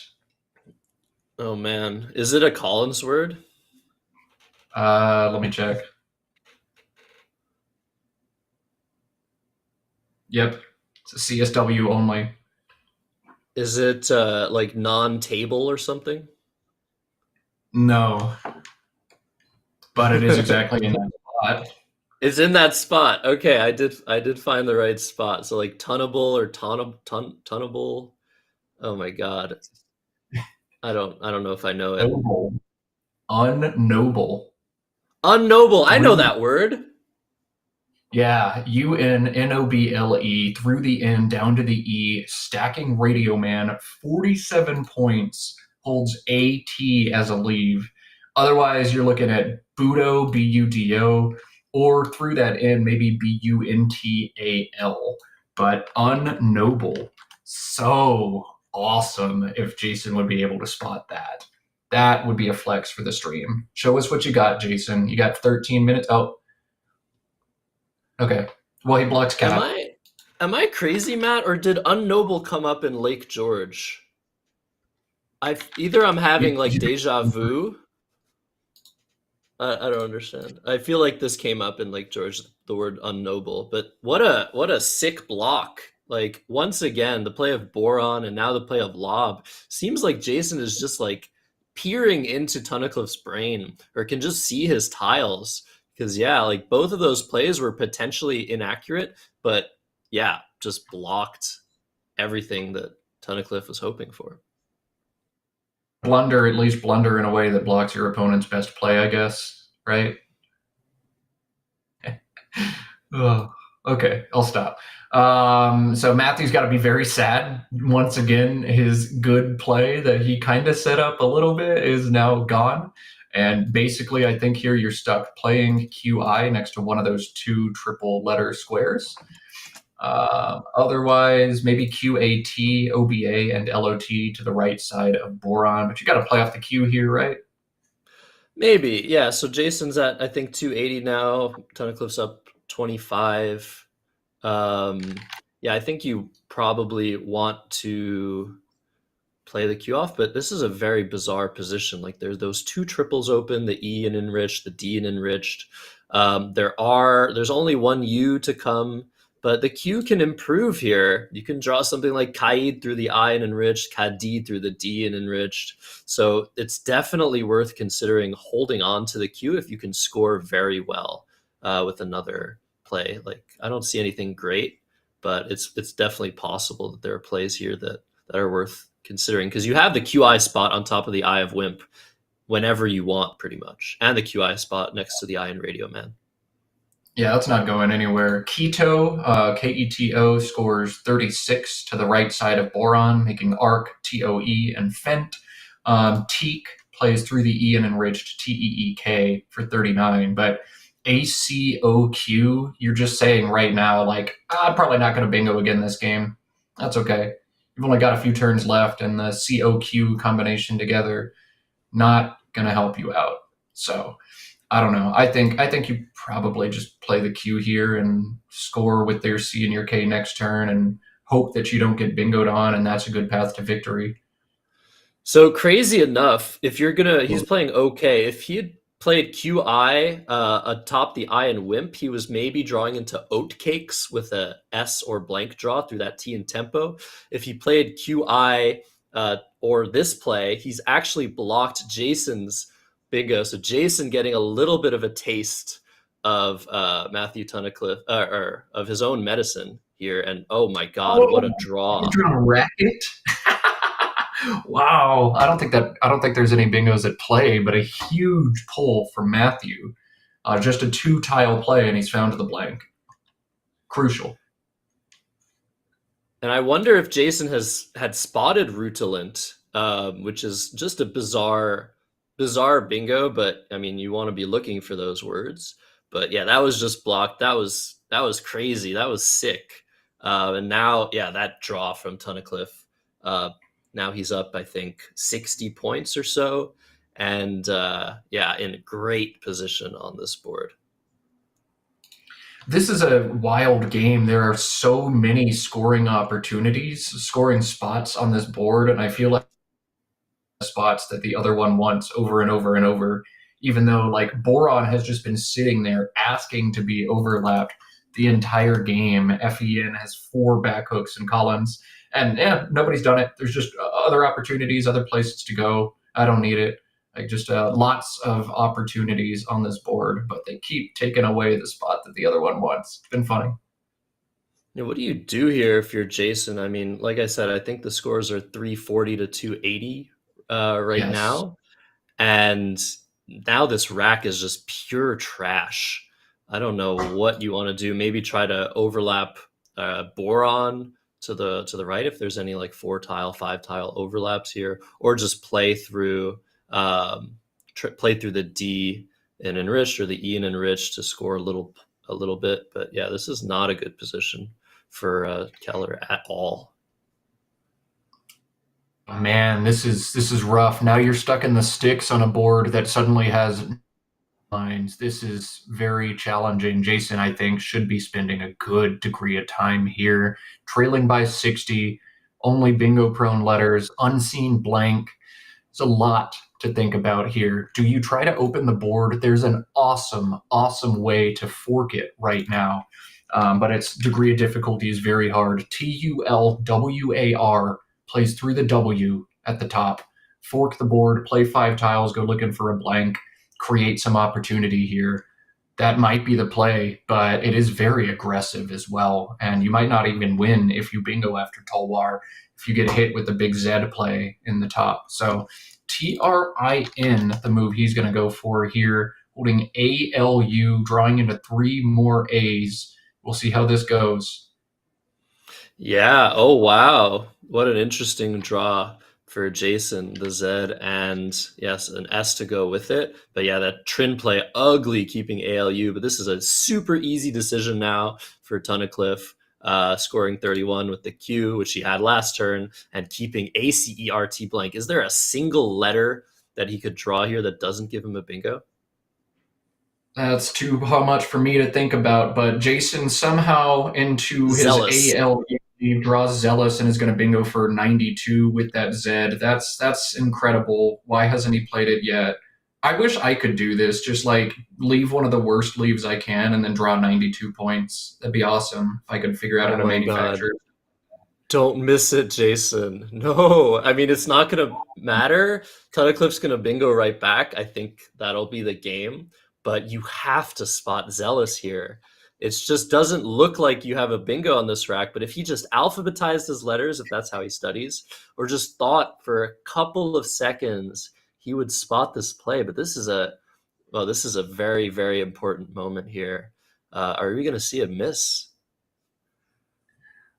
You can't possibly bypass a bingo. Yes, if you play Zealous, you're opening up enormous stacking opportunities. That Zed takes so many back hooks in CSW, AEO, like you're gonna get crushed. But you're down 70 and Zealous scores 92. That's it. I don't think you can wait, try to be patient in this situation and bingo at the end of the game. I think he's looking at playing Zoea at the top. Sometimes it's right in these situations when you're down a bunch. I can't bingo now. The only way I win is if I bingo out. If I play this bingo, I'm going to get hit for done. But this is not that situation. If you don't play Zealous here, it's got to be a miss. And I'd be shocked if Jason misses Zealous. I wouldn't be. I mean, he's a long time. Both players have taken a long time. It's a complicated position. He just drew not bingo tiles, so you're just not thinking about it. I mean, it's a really bad miss. You have to take the bingo here, go up. Oh, oh, oh. No, he's putting the L on it. No. This is really bad. This is really bad. Wow. Oh, Zealous would have given back Racket, Rackett, for 100. But Matthew still has 2 playable bingos after this play. Which one he chooses to make is a huge decision. Atretic, Atretic plays with ARTI and TORC for 69. One other bingo, Cattery, Cattery plays with ARTY, also for 69. It's got to be Cattery here. Got to wield that C, got to muck up the board. If you play Atretic and get bingoed back as Jason's drawn into Vegas, goodness. You've got to play Cattery here, and Matthew's got it set up on his rec. He knows the word. He's going to find the word. But yeah, I think this will be game over if Cattery is played. Even if Atretic is played, I think he still wins. Yeah, so the score right now, 371, 353, if I'm not mistaken. Yeah. But once you bingo with Cattery, which I hope that's what he has rather than Catters in his mind right now, which I don't think is a word. I think you're just ending the game because there's 9 tiles left in the bag, I think, at this point. And so, yeah, you're not emptying the bag. So if Jason gets a very unlikely bingo, he's not going to win the game because Matt will still be ahead. So yeah, this ends the game pretty much on the spot here. So I think Tunnicliffe is just making sure that he's not making up a word. And yeah, I think we're going to see this game go to Tunnicliffe. So, very interesting one here. Great job from Matthew fighting through what had to be several tilt-inducing positions. How on earth did he block feelings and feezing at the same time? How on earth did he block QAT for no reason at the bottom? And yet he just stayed steady and then drew both blanks and then won the game anyway. This is why I hate when people lament their luck, because you never know how your fortunes are going to change later on. Maybe you're going to draw both blanks and win anyway. So just keep it to yourself till after the game, at least. Yeah, and crucially, Vegas, we see aligned on Jason's rack, will play with Arts and Tort if that spot isn't taken. And yeah, I guess one thing to think about after Cattery is a bingo through from the Zed in Zoiel. That might be the only path to victory that Jason has, other than a very, very timely 1 or 2 tile fish that hits in multiple spots on the board. I think Tunnicliffe just has to do his diligence here. And even Atretic, I mean, if he plays Atretic and Vegas comes down, it's a game for sure. Because Keller's going to have 2 tiles. Keller might be favored to win that position, actually, if Tunnicliffe is unsure. Oh, man, Matthew, what are you doing? He might just not be sure. Or he might not see Cattery, he might see Catters. Okay, wow. Goodness. Okay, he's got it. He's trolling, yeah. Cattery is going to come down. I presume this is going to be made a Y and not an S. He surely knows catters is not a word. And unseen to Matthew, looking at even those 16 unseen tiles, there are only 2 threats from the Z. Only 2 there's a playable hold here. 8s. There's a challenge here. We have to make sure this is cattery and not catters. This is Nice catch on a very crazy moment. Oh, okay. Woo! Wow. It was indeed a Y. Nice play by Matthew. And of course, even if Jason is 97% sure that's a word, he's got to recognize this is game over. I must challenge. So, no, you can't hold it against him. Some people are so proud they'll never challenge, like no matter what. And I think that's stupid. Good choice by Jason there. And that's going to be it for this one as Cattery puts Matthew ahead. I got to give him the +5. I'm not used to doing CSW. AEGSUV. Yeah. Okay. Yeah, crucially, the challenge rule, if you're more familiar with the North American rules, the challenge rule means if you lose a challenge, you lose your turn. But in this case, Jason losing a challenge simply means that Matthew Tunnicliffe gets 5 extra points. So well worth giving 5 points just to make sure that he's played a valid word, which is pretty much going to win him the game. And look at that draw, airside. Don't think that's going to fit anywhere. Dairies, Diaries. I don't think there's anything through the end in Radio Man. But that'd be pretty funny to then just bingo on this dead board after Cattery. Yeah, only one playable bingo for Matthew. If you're Jason, one possible thing he could have drawn to bingo, he would get another 69 pointer if he had a perfect draw, but he did not. He did not pull it. What is it, Denaries or something? Yep, Denaries plays through the blank N in Radio Man. That's the only threat if you're Jason. So at this point, I don't even think you can be thinking about threats. Do you try to win this game if you're Jason, or do you just minimize spread? Yeah, I mean, he's probably going to try something, but this game is dead. The board is so exhausted of possibilities, and Jason is down by too much to even win if he draws the bingo he wants, because Cliff's certainly going to block the top of the board if any play is not made there or made there, and he's going to score enough to outrun anything, no matter what he has. So yeah, this is over. But Jason might try something, might try to go for the win. I think against not Matthew Tunnicliffe, maybe you could try to go for the win and induce a mistake. But I think if your opponent plays this situation right, there's no way you're able to sneak this one out, you know? So I would just start cutting a spread at this point. I don't even see a compelling way to do that, though. Like, this is just VUG together is so sad. I mean, so what Jason could do is play off VE and go for Zastrugi, I guess. From the Z, that would be pretty interesting. But yeah, I don't know. Maybe you try something like Dev for 8 points, but he's not going to draw the I he needs. Zastruga as well, though. But yeah, those were the 2 playable 8s in the 16 unseen. Zastruga and Zastrugi were the only 2. So yeah, but as long as Matt sees that, because the bag will be empty if Jason plays EV and happens to draw Zastrugi, which he won't. All Tunnicliffe has to do is make sure that he blocks that. But it's a way. Like, you could try to steal this game away with something like that. I might do that. I mean, people are capable of missing things like that. I don't know that Matthew is. At least not if he's firing on all cylinders. Those are always so tough. If you give your opponent perfect knowledge of your rack, the great players will see what you're threatening and will block it. The intermediate players may not, but Matthew Tunnicliffe is far too good for that to work on. Yeah, I'd say you're right 95% of the time, but I mean, maybe he's mistracked. They're both low on time. They've taken a long time in the games. Not taking away from how strong of a player both these guys are, but these things happen. And so, yeah, I think unless you're playing Nigel Richards, you might want to do something like play off EV here, even though it's just almost never going to work.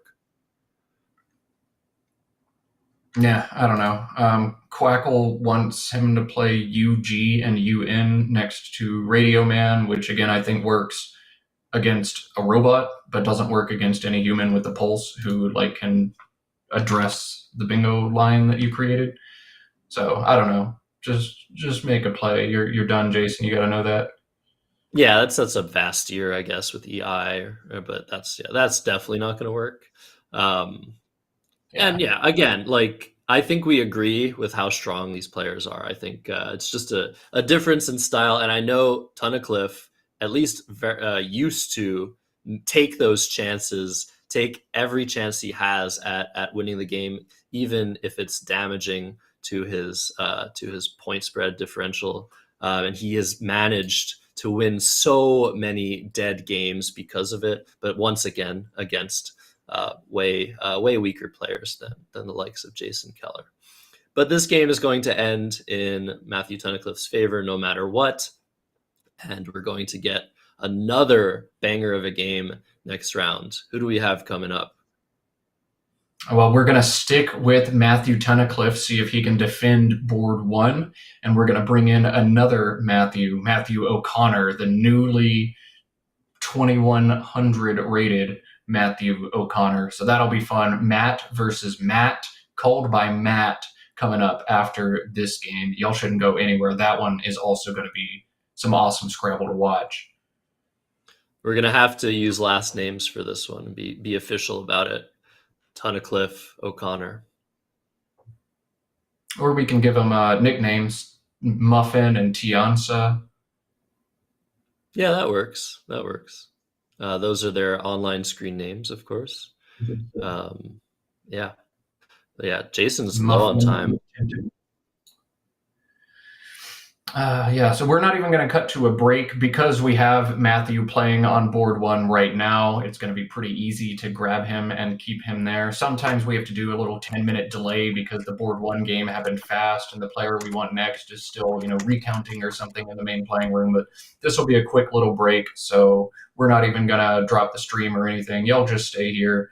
We will do a quick little turnaround. And of course, Matthew O'Connor plays all of his games in like 9 seconds. So I'm sure he's done. Josh saying he's been done for 20 minutes already. I'm surprised we haven't seen him floating around behind the camera, honestly. Well, we do know that in this tournament, the stream room is separate from the playing room, which is nice. Gives it the official vibes. And yeah, I guess only players that are playing in the stream room are allowed. So that's probably why we don't see Matt O'Connor just pacing around as he is wont to do, since he is such a fast player. Yeah, what else do you have to say about the matchup coming up, Matt? They're both very interesting players to watch for very different reasons. I will say, if you have a headache right now, go ahead and pop your Tylenol immediately because Matthew O'Connor is one of those players who doesn't put his tiles standing up. They'll be upside down or sideways or wherever. Can be kind of difficult to watch depending on your level of OCD. And I know in the competitive Scrabble sphere, there's quite a bit of that OCD, gotta have my stuff aligned. So pop your Tylenol now if your head hurts. Otherwise, I'm looking forward to this game. Matthew sometimes autopilots or insta plays that I'm like, I would spend 8 minutes here.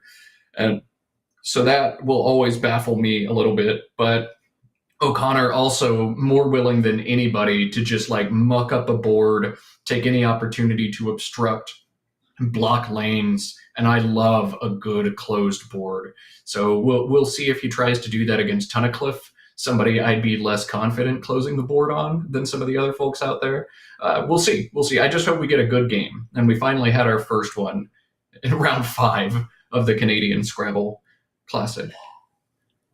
Yeah, I agree. This was a great game. Both fronts, both players playing quite well. That zealous moment, though, I mean, wouldn't have helped Keller, but it's very surprising that he missed that. But that will happen. People miss stuff, and yeah, I'm excited. I'm excited to watch this coming game. So Reed is the play. Ryad is the play by Tunnicliffe. He's under 2 minutes, but he has decided to keep EIS. I assume there's pretty nice spot to play that next turn. He wants to take out the overlaps that Keller also has in that position. I assume this isn't the best endgame, but pretty close to it. What does the engine say? That's the second best endgame. Slightly better is AIDE in the same spot, because that allows him to go out with RAIS beneath tempo through that A. So you got to assume side through the D and enriched is getting blocked and give yourself a second decent out. I think AIDE does it 2 points better, but whatever, it doesn't. It's 10 points. Maybe you push Jason over time here. 6 seconds. The play that I was, oh my gosh. The play that I was looking at. Oh, he's over. Oh, that's so unfortunate. Wow. And he botched the play on top of that. Oh man. If you're gonna rush the turn, at least get it in on time. He's a little upset with himself. You can see the hands on the head. That's killer. It barely went over. Killer for Keller. Oh, sorry. Yeah, you want to score a little bit more since your opponent is going out.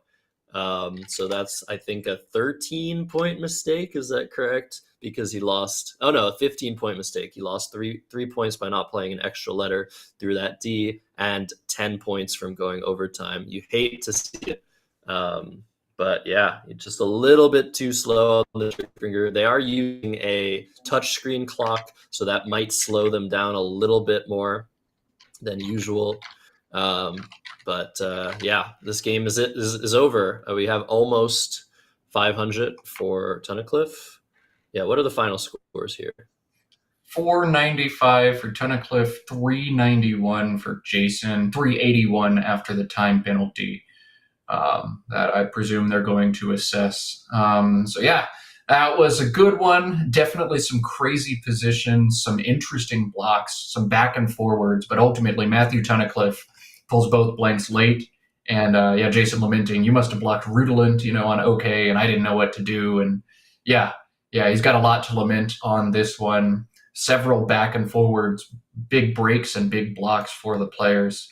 We're going to let Josh Sokol step away for a minute, but I am going to stay right here and navigate the shit for just a few minutes. We're going to let Matthew Tunnicliffe, get his bio break after the little post-mortem, and then bring you some Matt and Matt action with Matt in the booth. Happy Saturday, everybody, for those tuning in a little bit later. This is the Canadian Scrabble Classic from Belleville, Ontario, one of many big fun events brought to you by Josh Greenway and Kieran O'Connor, the Let's Play Scrabble crew. If you're new to the Let's Play Scrabble stream, consider hitting that subscribe button. If you like watching Scrabble on the internet and you want more where that came from, well, the subscribe button there will be on the Let's Play Scrabble channel. And one more ask, if you haven't yet, hit that like button on the video. We're over 100 viewers right now, and the more likes we get, the higher we get bumped up the algorithm, the more people YouTube suggest these videos to. So consider hitting that like button. Show us some love in the chat if you're willing to as well. Let's get some engagement. Let's get some folks watching Scrabble. This is going to be some fun stuff. We have 2 more Collins games this morning session. The afternoon we'll be shifting gears to NWL, and we'll show games of the action there beginning at 2:45 Eastern. And while we're on break, we would be remiss if we didn't talk about some other fun upcoming tournaments. The big one, Scrabble Fest, May 24th to 26th in Montreal. It's going to be a big tournament, a good time. Think about making it out there to Montreal and playing the tournament. And if not, know that it will be covered right here on the Let's Play Scrabble channel. So play. I'll be doing one of the 2 more than likely. And while we're here, consider making a whole Canadian or Northeastern vacation out of it. The weekend before is an awesome event in Niagara Falls brought to you by Jason Broersma and Sue Tremblay. The weekend after, there's a Wigpo tournament in Maine. So, hey, if you're looking to take a big vacation in May, 3 tournaments back-to-back-to-back weekends. Niagara, Montreal, Maine. Just rent a car, take a train, go see the Northeast, enjoy that May weather up there. Could be some awesome stuff. All right. Well, Josh, Tell us a little bit about the players we're about to see. Tell us what you know about Matthew O'Connor as he shifts over to the board. His first streamed game as a 2100 player. Sure. Yeah. Sorry for I think me being a little bit frozen there. I'm impersonating our friend Ella. I think is that the I don't know Disney very well. In any case, May is going to be a huge Scrabble month. There's actually one big Collins tournament in upstate New York in Slingerlands. It's the Champions Cup. I played last year. It was a really fun tournament. I'll be playing that. That's the first weekend in May. The second weekend in May, I am flying across the Atlantic Ocean to play in my first international soil event in Milton Keynes. That has, I think, around 200 people at least signed up. It's going to be a huge event. And then, yeah, after that, the International Niagara Falls Open is coming back to you guys on, was that Victoria Day weekend, I think? And then Memorial Day weekend, the next weekend in Montreal, my hometown. I could not be more excited about this year's event. There's going to be so much fun stuff on the agenda. And yeah, I hope you get to come out, Matt, or at least commentate the event. It's gonna be a fun time. We will treat you well in my home city. So let's talk about Matt and Matt while I'm commentating next to Matt.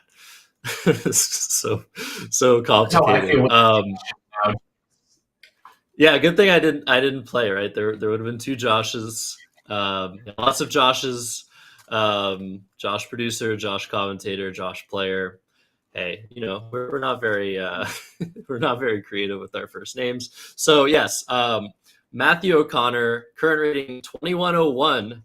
First time over 2100. He's probably really excited about that. If I know him, he's a wicked fast player, but he can take his time and make some very, very interesting strategic choices. He loves to think about positions, but he also loves to blitz things out. He got to the 2000 level just by playing fast. His word knowledge was never as strong as his opponents of the same rating scheme. So yeah, he's demonstrated how important psychology is and like exploitation in the game of Scrabble. Still not very strong on the words in terms of 2000, 2100 level players. He doesn't miss a lot. He will miss things from time to time. And he's playing against Tunnicliffe, who we just saw, very, very creative player himself in maybe different ways, but also very deliberate, takes his time, knows what's going on. It's going to be a very fun matchup to watch. What's their head-to-head record? Let's look that up, Matt. Yeah, check that out. And while you check that out, I've got a showcase. I brought the whole collection now. We have 3 more hot sauces in addition to the sriracha that I was already pounding. So now we've got a serrano pepper, habanero pepper, Cholula, and if we really get spicy, if I keep messing these Zeds up, I've also got mother-in-law's homemade Mexican salsa in the fridge, and I'll bust that one out if you want to see me truly suffer. So keep me honest, chat. It is a Canadian Scrabble Classic. We're calling it Zed all weekend, not the Z. So keep me honest, and anytime I mess it up, we will be taking a shot in between rounds, a little hot sauce. Should I take a shot for saying? Sorry, should I take a shot for saying Ella instead of Elsa? And should you take a shot for saying habanero instead of habanero? That is the question we have. I mean, I think the chat gets to decide that. Well, while the chat deliberates, let's go ahead and bring you back to the board. Players are situated, and we will get rolling with some Scrabble action in just a few short seconds. Matthew Tunnicliffe is now going to have to endure the right side curse. The player going first, player on the left side is now 5-0. And we're going to have to see if Matthew O'Connor can make that 6-0. Geez, this has been wild. Though finally, I think the player on the right had a fighting chance for the first time all weekend. Jason at least looked like he might win that game for more than like 2 turns. So that's something. I'm trying to figure out what Matthew's psychedelic shirt says. Let's get together and do what? I'm curious. Maybe we don't want to show that on the stream. And feel all right. It could be and feel all right. Anyways, let's get them started. Let's start this game. What a nice matchup, and yeah, we'll see. We'll see what happens to the right side. The right side curse. Yeah, I guess I'm rooting for the combo to be broken. I don't want people to think that Scrabble is so predictable. Yeah, it's just like chess. If you're white, you're 100% to win, and if you're black, you're 0%, right? Or no, it's not like that. Chess isn't like that. Scrabble's not like that. It just has been this weekend. And here we go, underway, the patented Matthew O'Connor. My letters are in whatever order they hit my rack in. Screw you if you're watching on the screen. But also the tiles giving a little screw you to Matthew O'Connor. That is terrible. DDGGKLN. Are you serious? Exchange. But what do you exchange here, Josh, and why? Oh my god! And we saw UUR as the first three letters on Tunnicliffe's rack, and he's trolling us a little bit. He wants an M for quorums. Close to Gagaku. Didn't he have Kagu, or did I misread his rack? No, he had all consonants. DDGGKLN. Oh, wow. Okay, sorry, totally misread the rack. So yeah, this makes sense. Exchanging down to the N. Yeah, you could keep a G, but I don't. He drew it! What? Did he see it and troll us, or did he manifest that? Oh, that's my god! I thought he was joking when he put it on the board, but he couldn't have wanted to show his letters. Wow, 2 M's, 50 or sorry, a 2% chance, or I mean, it's not a 2% chance. Not even. Wow, that's it's a bit more than that, but that's crazy. That's crazy. Welcome to board one, Matthew. You draw 7 consonants, and your opponent opens for 106. Enjoy, have fun. But he is going to have some fun. He's picked up a blank on his exchange 6, and he will have 3 playable bingos, though they are all sad bingos. Nothing scores well, but he can at least score in the 60s. So that's something, I suppose. Wow. We got to ask Matthew Tunnicliffe, like, did you see the M and troll us, or did you just put it there? That was fun. That's going to be the funniest thing I see all weekend. I don't know. Let's get that score on the under Matthew Tunnicliffe's name. But yeah, 106. Oh my goodness. I'm pretty sure he didn't actually see it and he just lucked out. I love when that happens. Wow. I don't know what to say. Yeah, Matthew is going to bingo here. Which bingo he chooses is going to be huge. Matthew Tunnicliffe will bingo if he gets an E, but the word he will have must end in an E. So if Matthew O'Connor plays through the R, no bingos back for Matthew Tunnicliffe. But if Matthew O'Connor makes his highest scoring bingo of Venaries down to the S, then Matthew Tunnicliffe will bingo back. So big decision here, though he can't know it. 2 playable bingos through the R, Venaries and Ingrieve, and also Venaries down to the S. 64 if he plays to the S, Venaries is 62 if he plays through the R, and Ingrieve 61. So a huge decision here for Matthew O'Connor. He can't know which bingos give bingos back, but this will be a big swing one way or the other. Yeah, it's very interesting positionally here because, I mean, despite maybe being able to score 60 plus on this turn, Matthew O'Connor is going to be way behind with it being Matthew Tunnicliffe's turn. So you really want to make a play that tries to keep the board open for as long as possible. And I think that play is going to be Venaries to the S, even though it opens some dangerous spots. You're really creating a situation where there's a lot of counterplay possible. And yeah, something will play maybe through the V and open the top left lane potentially. So I think that's what I would do. But yeah, that will fall victim to Calliope. And it's just a question of trying to find all the playable bingos. It looks like you have a lot of options despite the 3 E's. But yeah, I think think Veneries to the S is the correct option, but we'll see what O'Connor finds here. He might even not bingo. All right, grab your hot sauce, Josh, because the bingo that Matthew Tunnicliffe has with an E is spelled Calliope, but it's Greek. You're going to pronounce that Calliope. So if we're doing the mispronunciation shots, cue one up for yourself. Are we? I don't know. If it pans to me, I'll take it. I pander to chat when I do my streaming, so if the chat demands it, then we'll make it happen. How much do you hate us? Yeah.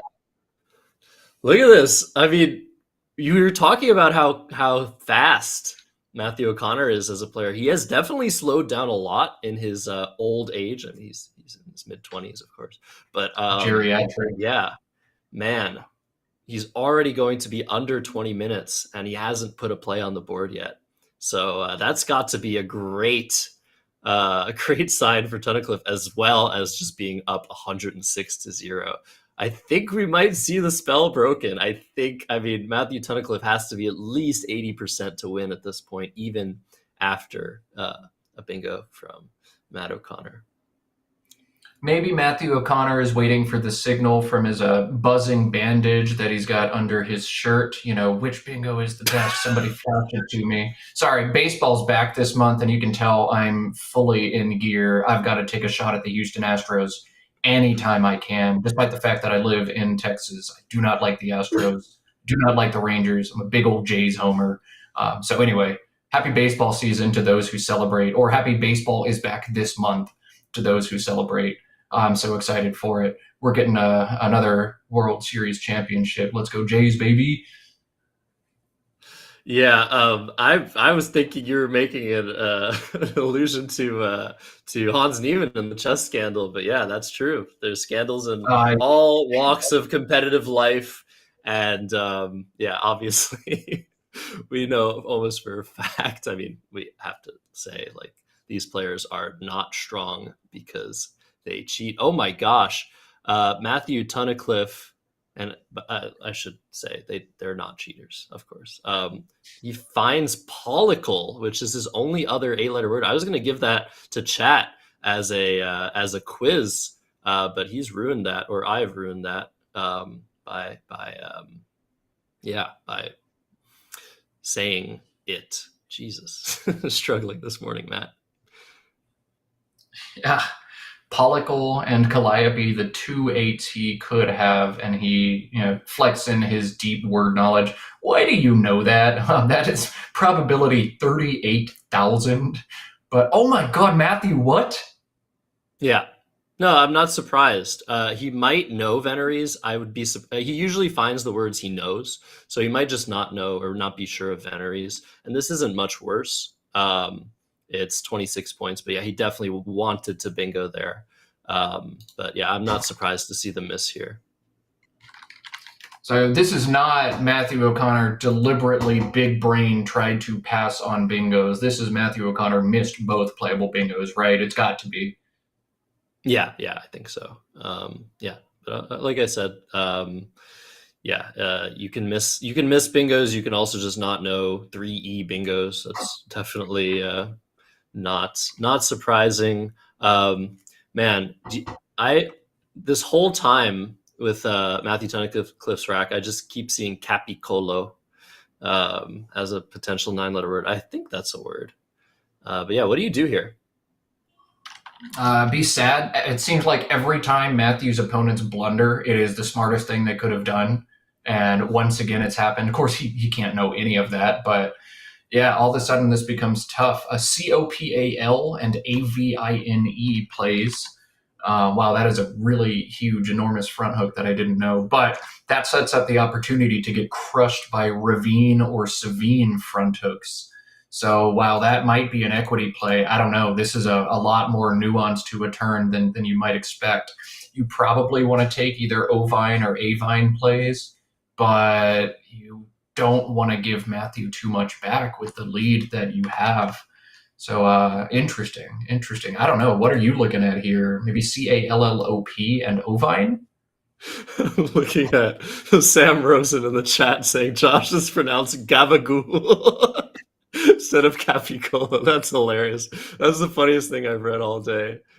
Shout out to Sam Rosen in the chat. Yeah, I don't know what to do here. Vine sets up the A and the O hooks, and if you want to block those hooks, you have to use them and potentially open other spots. So there's a lot of variance now involved with that hook. And yeah, if you want to just get rid of it and just give Matt O'Connor a couple of turns to maximize or to get a play there, and you can, I think just pushing the button might be the correct option. We see Tunnicliffe considering Copal. You could also go the defensive route, play something like I don't know, through the S. I'm not really seeing much that does a good job blocking the board. I don't really know what to do. Literally every candidate play that Quackle generated is either at B5, B6, B7, B8, or B9. So we're just front hooking Vine with something, it seems like. The question is, what? And it looks like he's going to opt to play this here, which, ooh, okay. Hey, top of the board, we're not going there. That's really cool. Matthew Tunnicliffe guaranteeing more or less that this game is going to stay on the bottom half. Matthew O'Connor would need to bingo down to the R or the S to get almost any access to that top and top left side. This is a cool defensive decision for Matthew Tunnicliffe. I think I like it. Yeah, I like it too. You could also maybe play vocal from the V in Vine, but that doesn't really address much. And yeah, this is a 6-point sacrifice, I think, but for a very good reason. You're forgoing the second triple letter score. But, oh no, it isn't. Wait, do I know how to count? No, it's the same score, right? No, it's 2 points. 2 points difference, right? I was doing too many things. I don't even know what's going on right now, but chat pointing out, maybe consider save the C and try to hit Covine next turn. There's definitely some merit. But at the same time, using the C to say, no, you are not getting this triple word square. You're not making a 2-letter word here. You're not playing bovine or covine or ravine. I don't know. I'd rather play the C here. I'd rather play defense with the lead that I've built. Yeah, I like this a lot. I think we're going to have a bingo finally from Matt O'Connor. And we're going to see if he decides to play Swelters and sees it with Ovines. That will do a good job at potentially creating some play in the top left. So yeah, lots of board dynamics at play here. I really like the decision of Copal by Tunnicliffe. Like you said, just denying access to the top left of the board. You need basically a bingo using that R of quorums to even access the top left of the board now. So yeah, with the lead of 100 points, very good decision. So Matthew O'Connor has the three highest scoring bingos, all back hook, COPAL. You can play Swelter, Swelted, or Sweetly. All three of them there for 80. But I agree with Josh. I think Swelters and Ovines is almost a play you need to make. Yeah, you're going to bingo and come close, but you're still down 20 or 25 on a board that's quickly running out of life, and it's your opponent's turn. You're going to be down 50 to 60, maybe even 70 next turn. I think you need to try to keep this board dynamic, and I think Matthew O'Connor feels the same way here. I would expect that we see him sacrifice just a few points and take the 76-point Swelters through the R and quorums over the 80-point Swelter, Swelted, or Sweetly on this turn. And he is going to make me look stupid and play Wavelets for 70, I guess, which I just won't okay offer with any. This. No, I'm definitely okay with this. I don't actually agree that you need to play Swelters here. There is still some life in the board.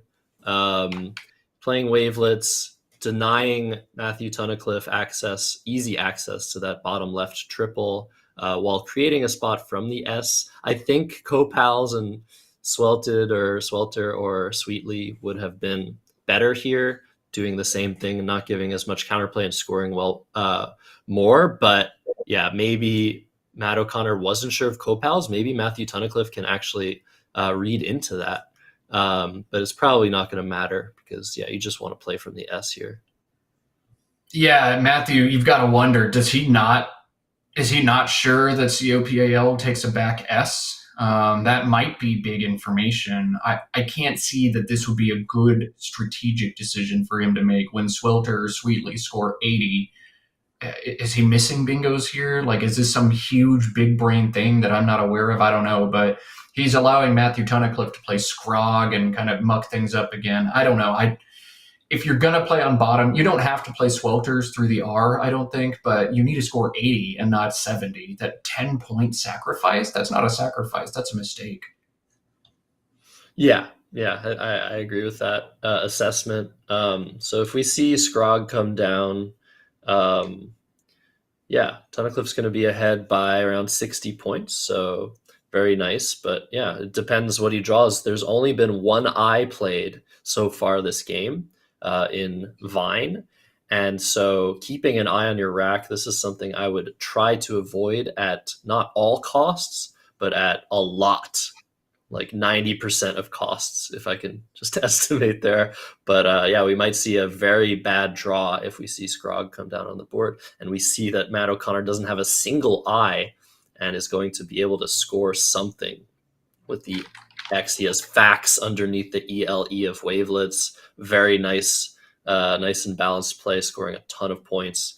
So I think there's definitely some play left for Matt O'Connor, and it really is going to depend on what Matthew Tunnicliffe draws after his play. I think he's going to play Scrog.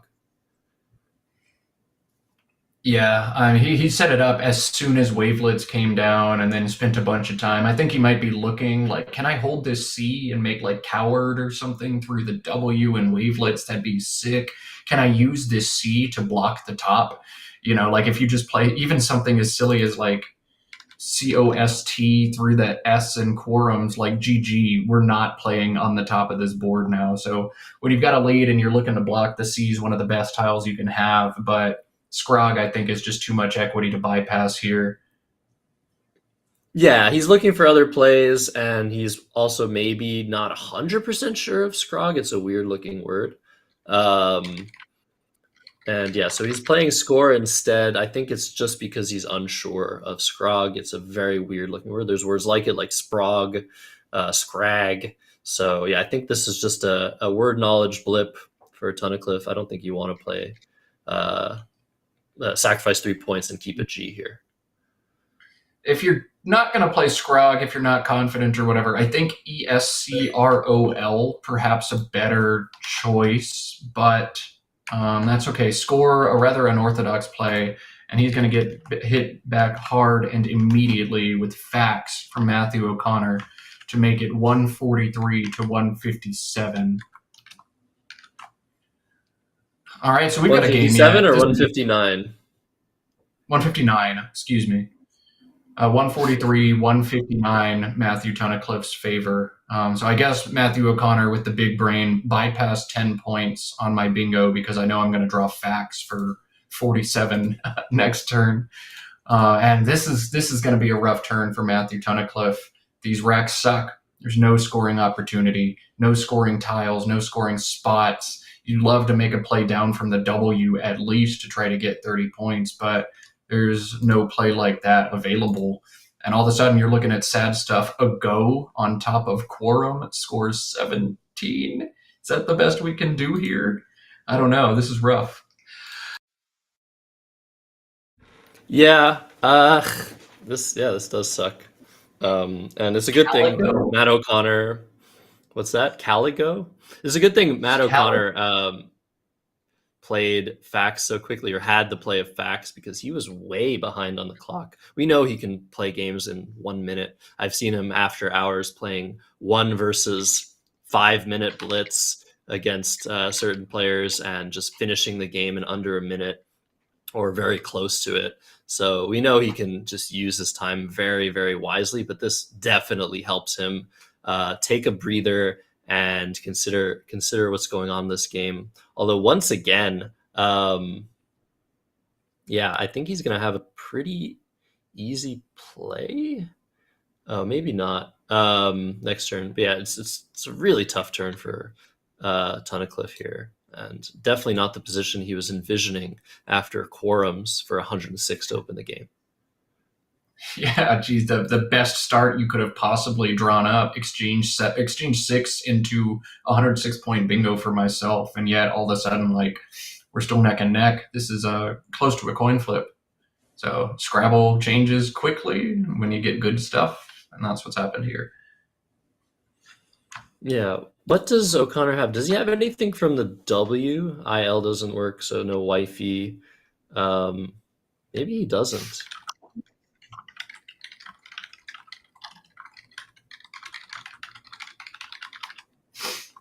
Who I don't knows? know. He has Weft, WEFTE.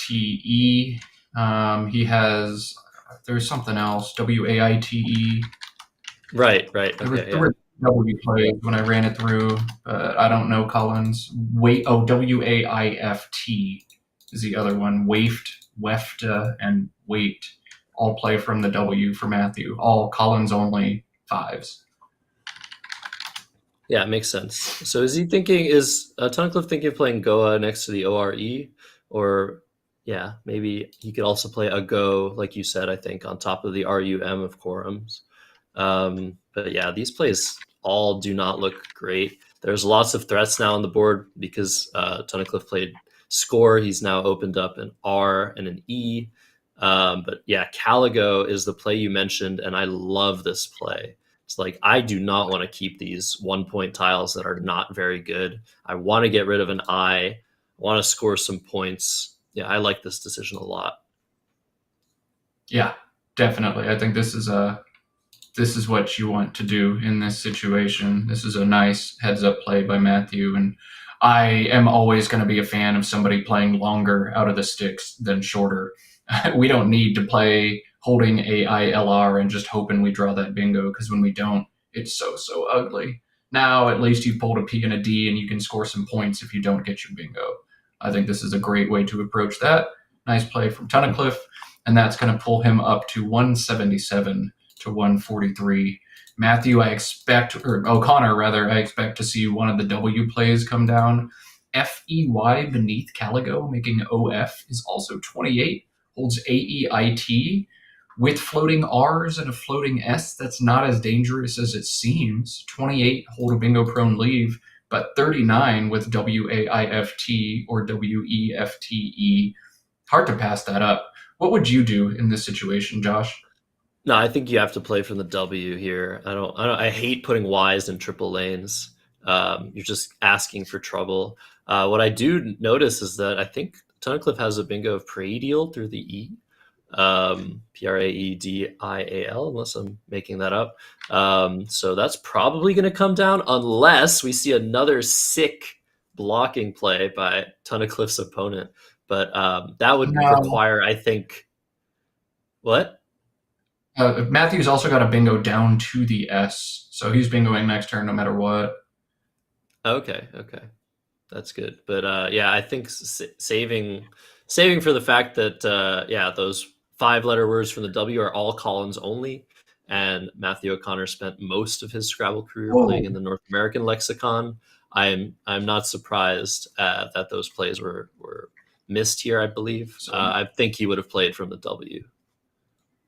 So yeah, FEY going on top. That's not what we expected. He must.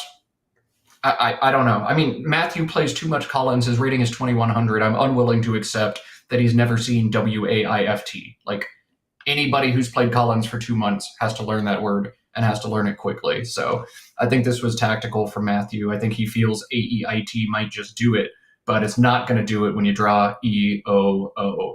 Have fun. You got bingoed on, and now you got all vowels. Oh man, big shift in this game. Praedial comes down for Tunnicliffe, and O'Connor is going to sit there and be sad. Thinking about that last turn for sure. At the very least, he saw Wait, because now he's playing it. He kept it as a possibility last turn. But yeah, Wafed and Wefte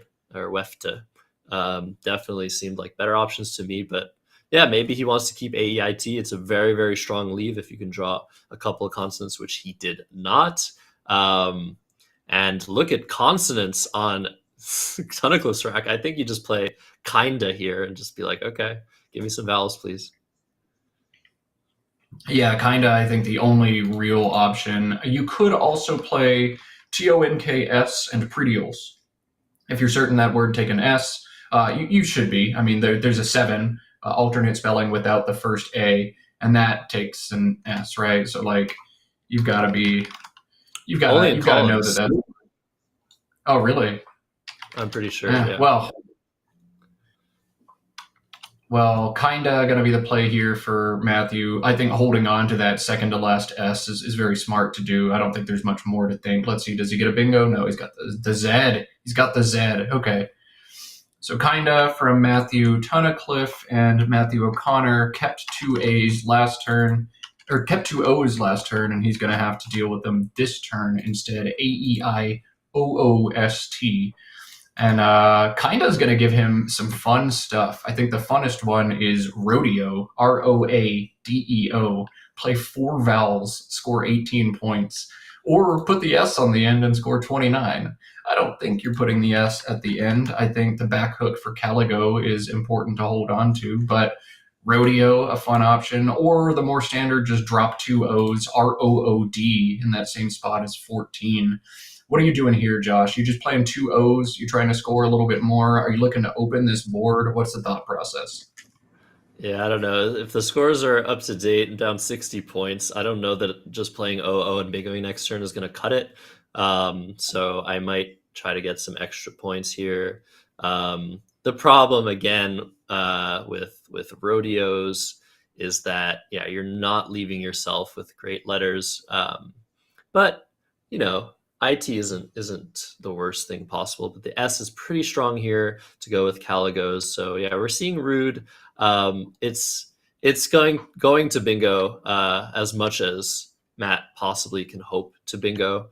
So I understand this decision, but yeah, it might have been a little bit more accurate to take a little bit of extra points here with rodeos. I don't think I play rodeo. I think I play rodeos.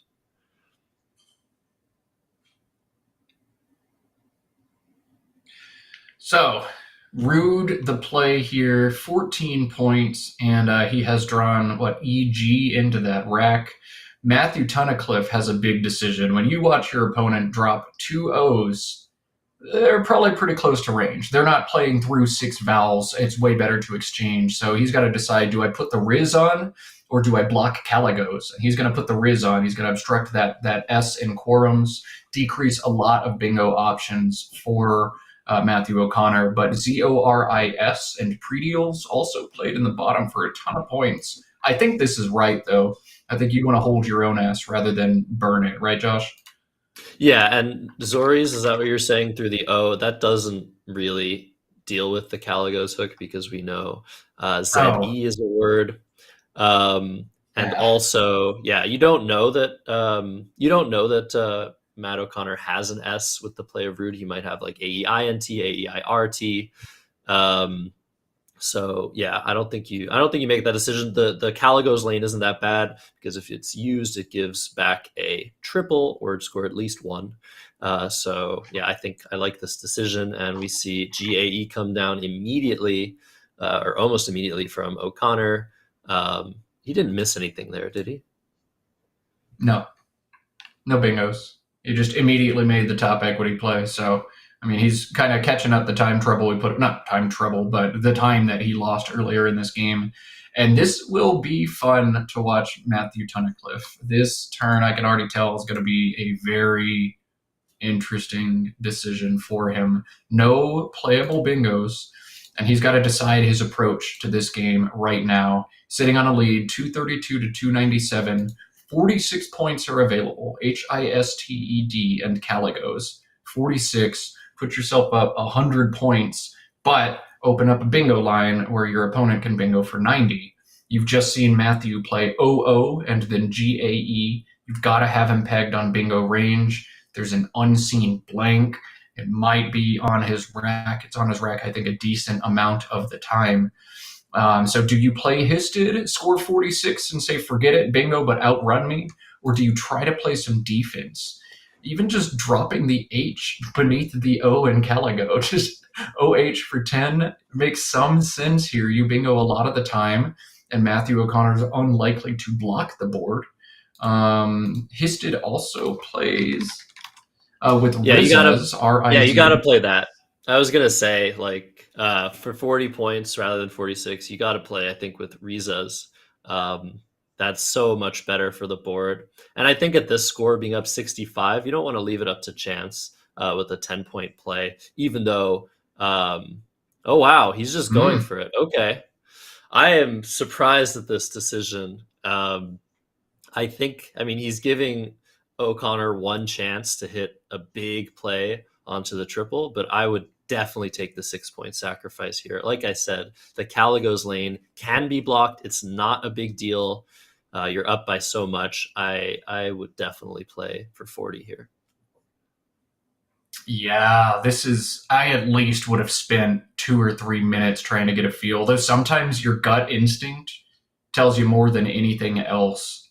And I don't know, Matthew Tunnicliffe going with his gut, taking the extra points, taking a shot, and this is a shot that is going to pay some, I guess, okay dividends. I don't know. Ariest plays. Oh, Iris 8 is Collins. Never mind. I'll stop talking. Yeah. Iris 8 played next to GAE, and it still plays next to GAE. So Matthew O'Connor to bingo for 85 now, or perhaps for 79, making HE instead. Josh, do you take the highest scoring bingo here, or do you address the high scoring line, knowing that you're trailing by over 100 points? Yeah, this is really difficult. Yeah, I think. Oh man. Oh, we're on hold. We're on hold too. Oh yeah, this is a very sensible hold. Maybe even both players are on hold. You might know Caligo, you might not know if it takes S or ES. You might know hist, but you don't know if it's a verb. Yeah, this is a sensible hold. It puts O'Connor in a very bad spot. Yeah, we see the challenge, so we're going to see 5 or 10 extra points. Okay, 5 points. No, it's one. Okay, so just histed. Caligo takes both S and ES, so potential source of confusion. And then histing is probably how you would know that hist is a verb. But histing is, first off, 18,000 in probability, and second off, has 3 other anagrams. Players tend not to focus on those sets and having them down quite so much. So histing, insight, shiting, and scything, all Collins bingos. The challenge comes back, 5 extra points for Matthew Tunnicliffe, and then Iris 8 comes down for Matthew O'Connor. Man, I get behind because these guys go so fast. I can't believe how official sounding you pronounce the word shiting. But I understand this decision. It at least leaves possibilities of playing through the eye of Iris 8 next turn to open a part of the board that has been closed for ever since quorums came down. And you just want to hope that Tunnicliffe doesn't have great letters to hit that triple next to the H. I'm still not sure what I would have chosen there, but I think positionally this makes the most sense. You're going to be behind potentially almost another full bingo anyways, so you want to leave options open to reopen the board here. So I understand this decision. And Matthew's still in good shape, despite the fact that Matthew O'Connor got a bingo down. I think TWIN is not GG, but rather close to it. Let's get the unseen pool updated in just a second. Not a lot of threats unseen. Not a lot of good. I'm not really seeing much that Matthew could have drawn that scares me. I'm not seeing big bingo threats that could come down after TWIN, HI, and IN. And Matthew Tunnicliffe feels the same way. He's going to play it quickly. VB blank, not the leave you want with a kind of ugly pool like this, especially if you pick up a U into this, which is very likely. Could be some trouble, but you don't have many options. Just make this play. You've got the blank. You're in commanding position. And I think the position that Matthew Tunnicliffe is in, where he feels rather dominant despite the fact that he's only got a 50-point lead, all comes back to the beautiful way he's played this game. That play of Copel, like we talked about early in the game with the lead he had, just limits opportunities. We've never progressed to that top left side of the board. RIZ, he wasted no time as well. I mean, that we're just not getting up there. So typically when you're only ahead by 50 or 60, there are threats, you're worried. But no, this is a defensive masterclass here. And I think that play is just making every decision for the rest of the game easier for him. While it was an equity sacrifice, it's well worth it to put yourself in these situations. Yeah, I agree. And now Matt O'Connor's in a really bad spot here. He might want to play something like bougie or booing through that eye that he's opened up. You also don't really want to block the second to rightmost column that twin opens up for a 7-letter word, but you might have to. This board is so difficult to deal with.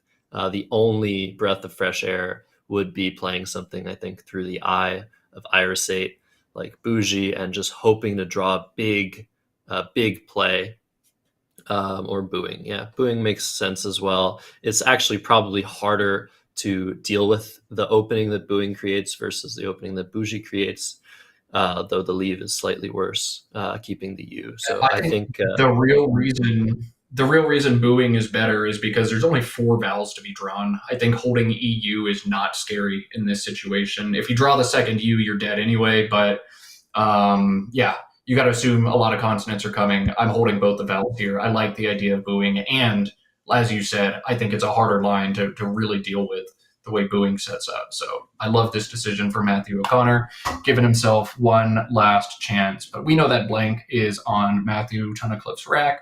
And as Matthew O'Connor doesn't draw it, he's got to start suspecting the same thing here.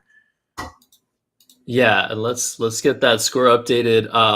Matthew O'Connor has drawn into en room, which is a word I actually learned a really long time ago. At the same time that I learned the crazy word rheumatiz, RHEUMATIZ. En room being a Collins only 7-letter word does not fit on this board, but we might.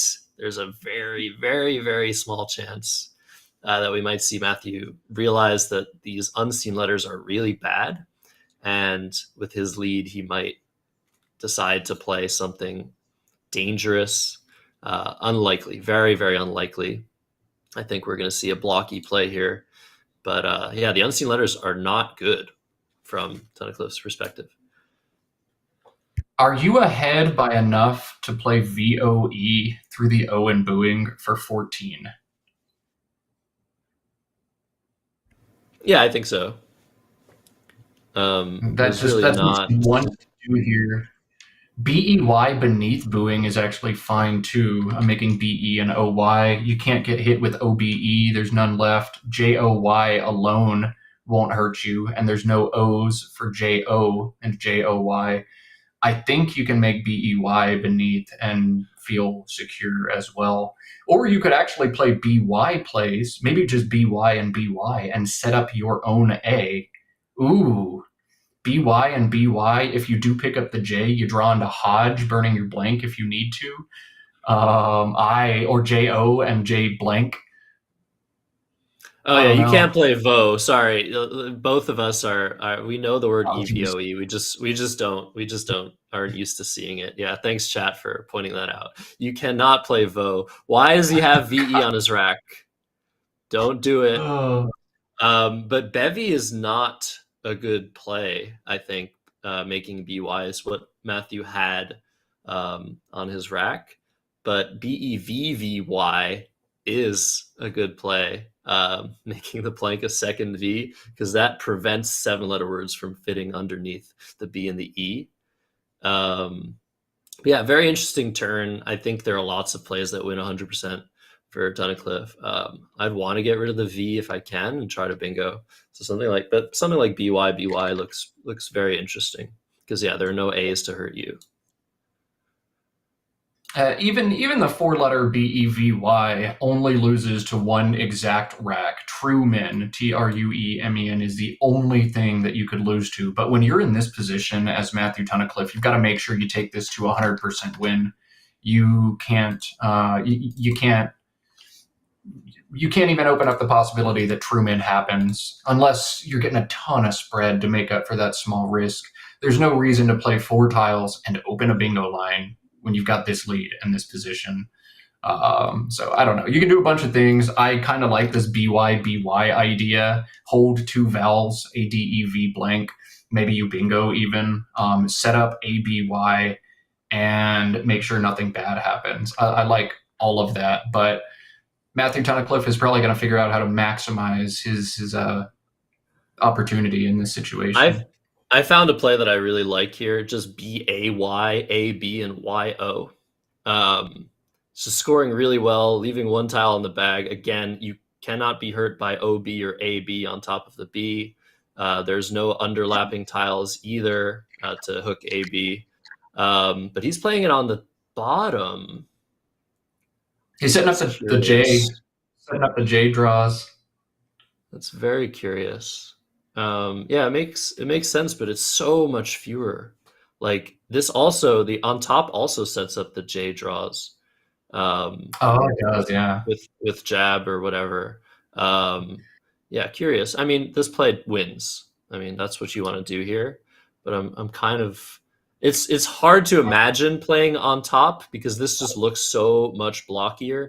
He's looking into the bag, making sure he's not emptying the bag here. But yeah, I think I like just taking points for BAY.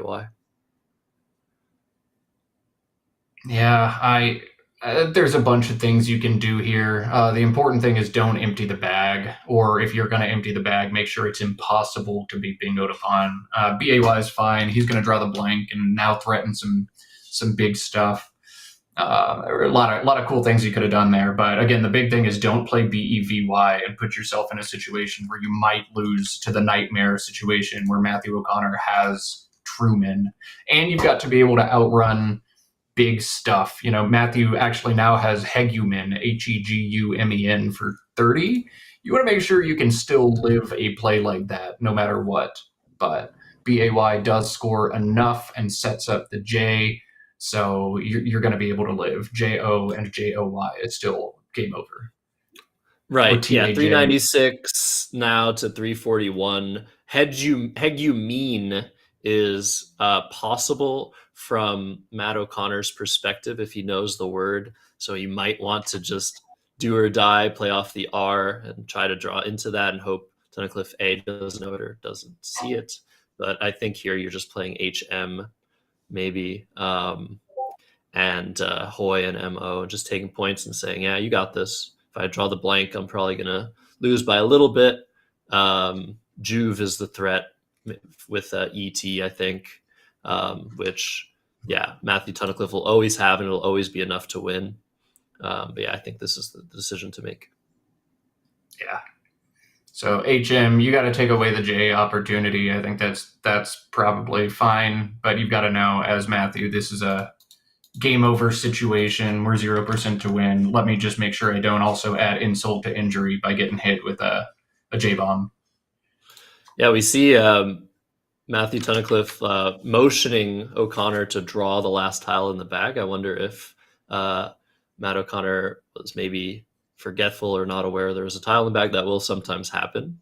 And yeah, sometimes we've seen things happen where tiles have been left into the bag and tiles have been left in the bag and it is not shown.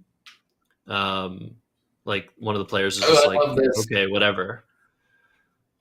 Oh, what is this? This is a word, right? It's yeah, you got to have a lot of confidence in Booing taking a back S in order to make this play. Like, you don't want to lose a turn in this situation. And you know, especially in 5 point, oh, it's getting challenged if there's, you know, any uncertainty at all.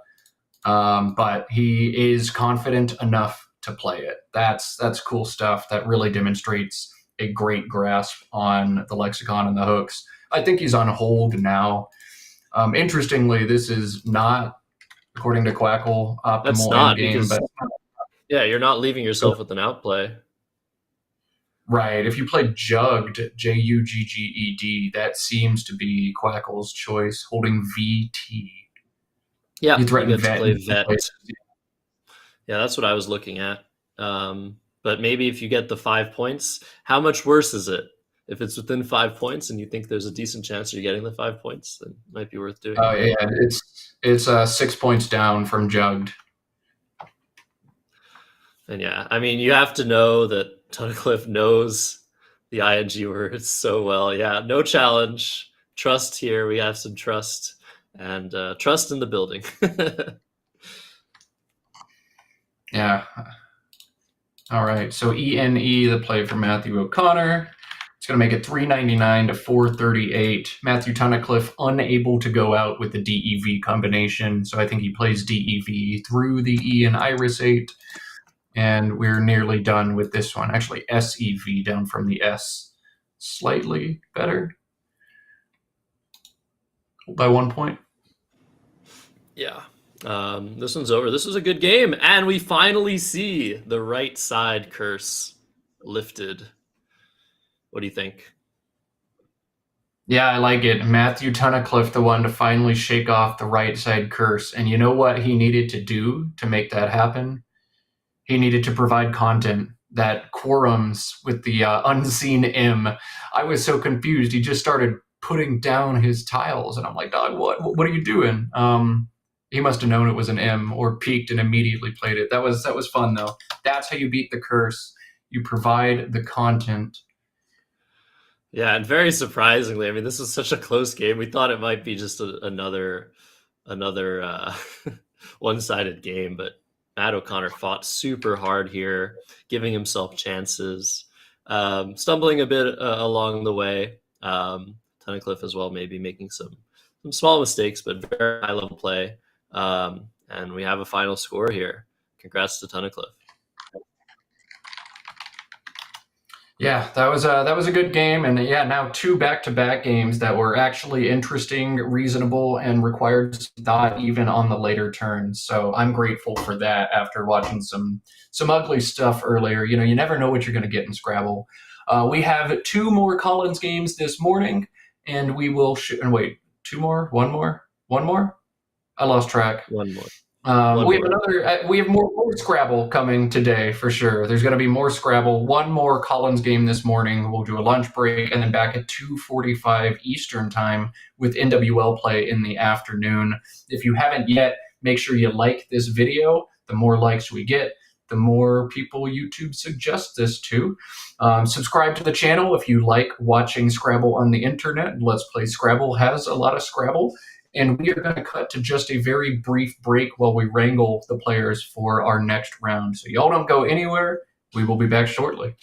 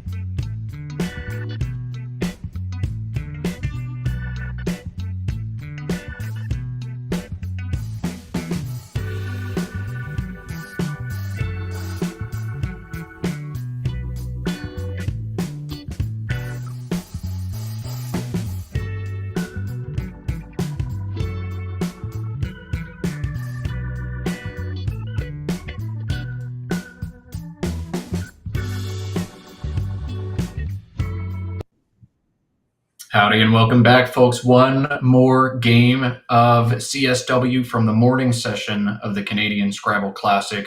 Matt Canik joined by Josh Sokol to offer you the hard-hitting analysis and the self-deprecating jokes. The last round is going to feature Jason Keller first against George McCulley on the stream. Josh, tell us what you know about George. Yeah, this is his first time on stream. I'm super excited. George is a very strong player. He won 4 tournaments in a row in 2019, and he is a French Canadian from the prairies, so the Midwest of Canada. There are very few, excuse me, very few remaining French Canadian uh, people in that area of the world. But as we know, Canada does have a lot of French speakers. So I love to speak French with George. He has a very fun accent, and yeah, he's a strong player. I'm ready to see what he's got. Well, let's see it then. Let's get these players underway while I try to figure out what a French Canadian accent from the prairie sounds like. I imagine a mix of Texas twang plus French Canadian funness. I have no idea, but I've got to meet George now to find out for myself. Yeah, so Jason Keller is first here. Definitely the favorite to win this game. There's a couple hundred rating points difference. George McCauley rated right now 1620, and Jason Keller 2071. So that's 450 rating points. So we'll see. I think we need Jason to draw some pretty bad stuff to have a good chance at a good game. And yeah, on cue. Sorry. Is that 3-0? Unpoor, Noopru. So porno holding OU, poo holding NOUR, or maybe exchange. Josh, you're taking the 20 points, right? Yeah, I definitely. I'm not happy about it, but think that's what you got to do here. That's tough. And the P exposed is going to give George a very high scoring play. Epizoic is 40, Epizoic. But there's also Grizz or Grize, Griz or Grize. Everything's going to lead us to an open board, all of those candidate plays. Is that something George minds? Do you know his tendencies, open versus closed, offense versus defense? Not at all. I don't think I've ever played George over the board. I've definitely wanted to. But he's seeing Cognize here through the N. Epizoic, very difficult play to spot. I would be happy, very happy if he sees that. There's also Piezo from the P, and Zorai through the R, and Grizz. I would play Grizz here if I didn't see Epizoic, even maybe if I did see Epizoic. Yeah, Grize takes the crucial front hook, 8. And so that's why I say this is going to be probably an open game. That's the one Collins I know because it happened like 9 times while I did my coverage of the Worlds. So Grize to a Grize, very useful Collins sequence. Yeah, Grizz to Grize. Yeah, I'm not really sure anymore. Like Grizz taking the E hook, maybe not the smartest play. Oh, I'd love that play in NWL, but in CSW, I don't know. It's just not nearly as defensive. So Zori, going to be what he opts for here. The CG combination can go one of 2 directions, and it goes one direction a lot more than the other. George with a big draw here to avoid some trouble. Yeah, so we have a bingo on Jason's rack, and it's not unporned through the P in porno. It's N round, but the only spot for it, I think, is making OE. So with this very nice draw from George, we might see a bingo from his side as well. Oh, I already updated the scoreboard for in round. Here it comes. That's fine. I don't have to undo it. So in round, going to be the play for Jason. And now we get a little bit of a word knowledge check for George on his stream debut. He'll have 4 playable bingos after in round comes down. And we will see which he opts to play. In round does take the back S. You can see he set up Grace Size, Gracie. That is not valid. Graecise or Grecise, I believe, are all good, but not spelled this way. It's got to be AE. So a little word knowledge check. That's his highest scoring bingo if it's good, but he's going to have to hold back on playing gray size and in rounds and play one of the other bingos available. Creasing is the only very common word, Creasing, through the N. Then two of its anagrams, Grecians, Grecians, and searsing, Searcing, both play, as well as a bingo through the P in porno, that is spageric. So we'll see. Creasing, at least, is the bailout option here, but gray size, you got to think long and hard about, is this a valid spelling? I'd hate to bypass all the points that scores. And then do you know searsing, or do you have to play the less flashy creasing? This is a tricky turn. We'll see if George falls into a trap. Yeah, man, so many spellings of gray size. I know them all too well. At the recent tournament in New Orleans, I was playing in the NWL division, and I played Graecise, which is not a valid spelling in North America. Unfortunately for me, I did not lose my turn. But yeah, lots of spellings. AE, just E, Gresize, and you can make it an S or a Z. So yeah, hoping we see creasing here. It's kind of a weird formulation, CREAS, so it's definitely missable. But yeah, those other bingos are way more missable than creasing, that's for sure. Spageric, there's a similar word, spagyric, or spagyric, Gyric. Yeah, it'd be really, really cool to see a bingo here. I think I was seeing George alphagram his tiles, or write down the alphagram on the score sheet to see if he recognizes it. But he's going to play creasing. I think this is, yeah, good option. Like you said, bailout option. Couple better options if you have deeper word knowledge. But yeah, good play.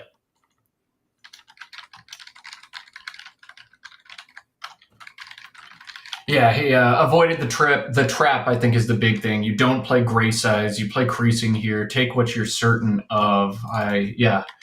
And I've said it before. Stream is so hard. Everything that you typically know is suddenly something you are not sure of when you're on stream. So, good choice. Just play the thing you know. Take your points. Jump ahead and see where the tiles take you. Unfortunately, tiles don't seem to be taking you in a good place. As when you play a person rated over 2,000, it kind of feels unfair when they play a baby bingo and then draw another baby bingo with a blank on their rack as you draw BFVXP. Anyway, Jason now has a boatload of bingos, pun intended, as boatload, one of his viable double doubles. The other is auto load, and Jason's not going to miss those, right? I don't think so. It might take a while to find one, but I think when he finds one of the two, he's going to play it very quickly, whether it's auto load or boat load. But you have to just think about, yeah, the compound words in this position. It doesn't really look like you have a double double through a second O, already holding two A's. But yeah, hopefully we see a nice boatload of points, I guess, for Jason. I'd hate to see him miss that. He shouldn't, but Scrabble's weird. People miss stuff. People are human, unless you're Nigel Richards. Yeah, the question is here, after creasing, like, do we know if that takes an S or not? If we're George, if we're Jason, might become interesting if we don't see the double this turn for Jason. But yeah, other than that, I mean, George is going to be able to score nicely with his X and keep the game pretty close, since he does have a 25-point advantage right now. So yeah, definitely not the end of the world if Jason spots his best bingo. But yeah, definitely do your diligence here. You have to look through a lot of tiles and think about a lot of things. And yeah, he sees it. Mm-hmm. He's missing the double-double. It looks like adulators, laudators, Oh. fixed up on. There's actually a 9 also, if you want to like be a big flex, I guess. Really? Through OE? Yeah. Nope. Through the what? Through the ZA? You're kidding me. No. Through the OS. OS? Oh yeah, okay. It's both same idea. Yeah. Okay, Boat wow, load. we're seeing a miss here. Yeah, it's possible. I knew it was possible, but yeah, quite unfortunate. Wow, 16 points left on the board. Adulator for 66 instead of boatload or autoload for 82. Uncharacteristic mistake. He missed Zealous on his previous game in the stream, and now he's missing boatload and autoload. Jason, perhaps off his game. These are not mistakes we usually see him make. Yeah, and I got a message from Jason during the break saying, yeah, I guess I should have more zealously looked for Bingo's last game. So I think he's feeling the heat a little bit from the miss from the previous game. And yeah, I mean, being streamed, it's tough.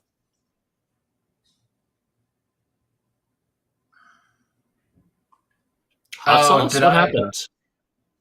Oh, you when you were asking where the nines were, you asked about the Did I lane say, between. oh, You did. That's a hot sauce for Josh. oh my Ooh, God.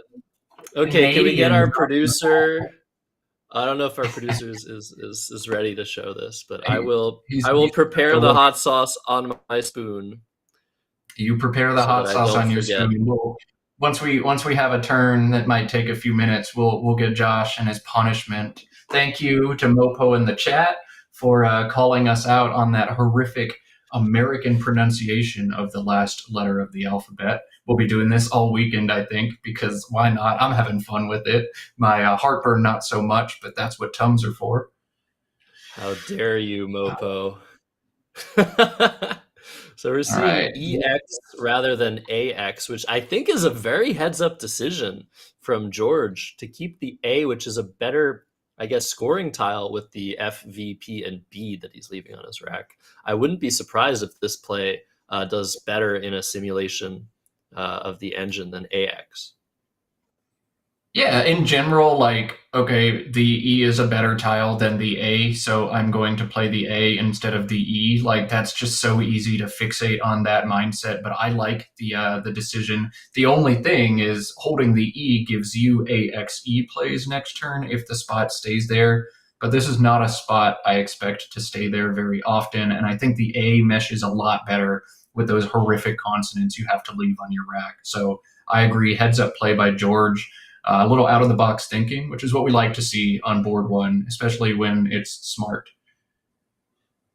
Yeah, no, it's true. AXE is a reason to keep the E. So maybe, I don't know, you're not drawing anything there though with the letters you have very often. But yeah, we're going to see the spot taken regardless with EDH.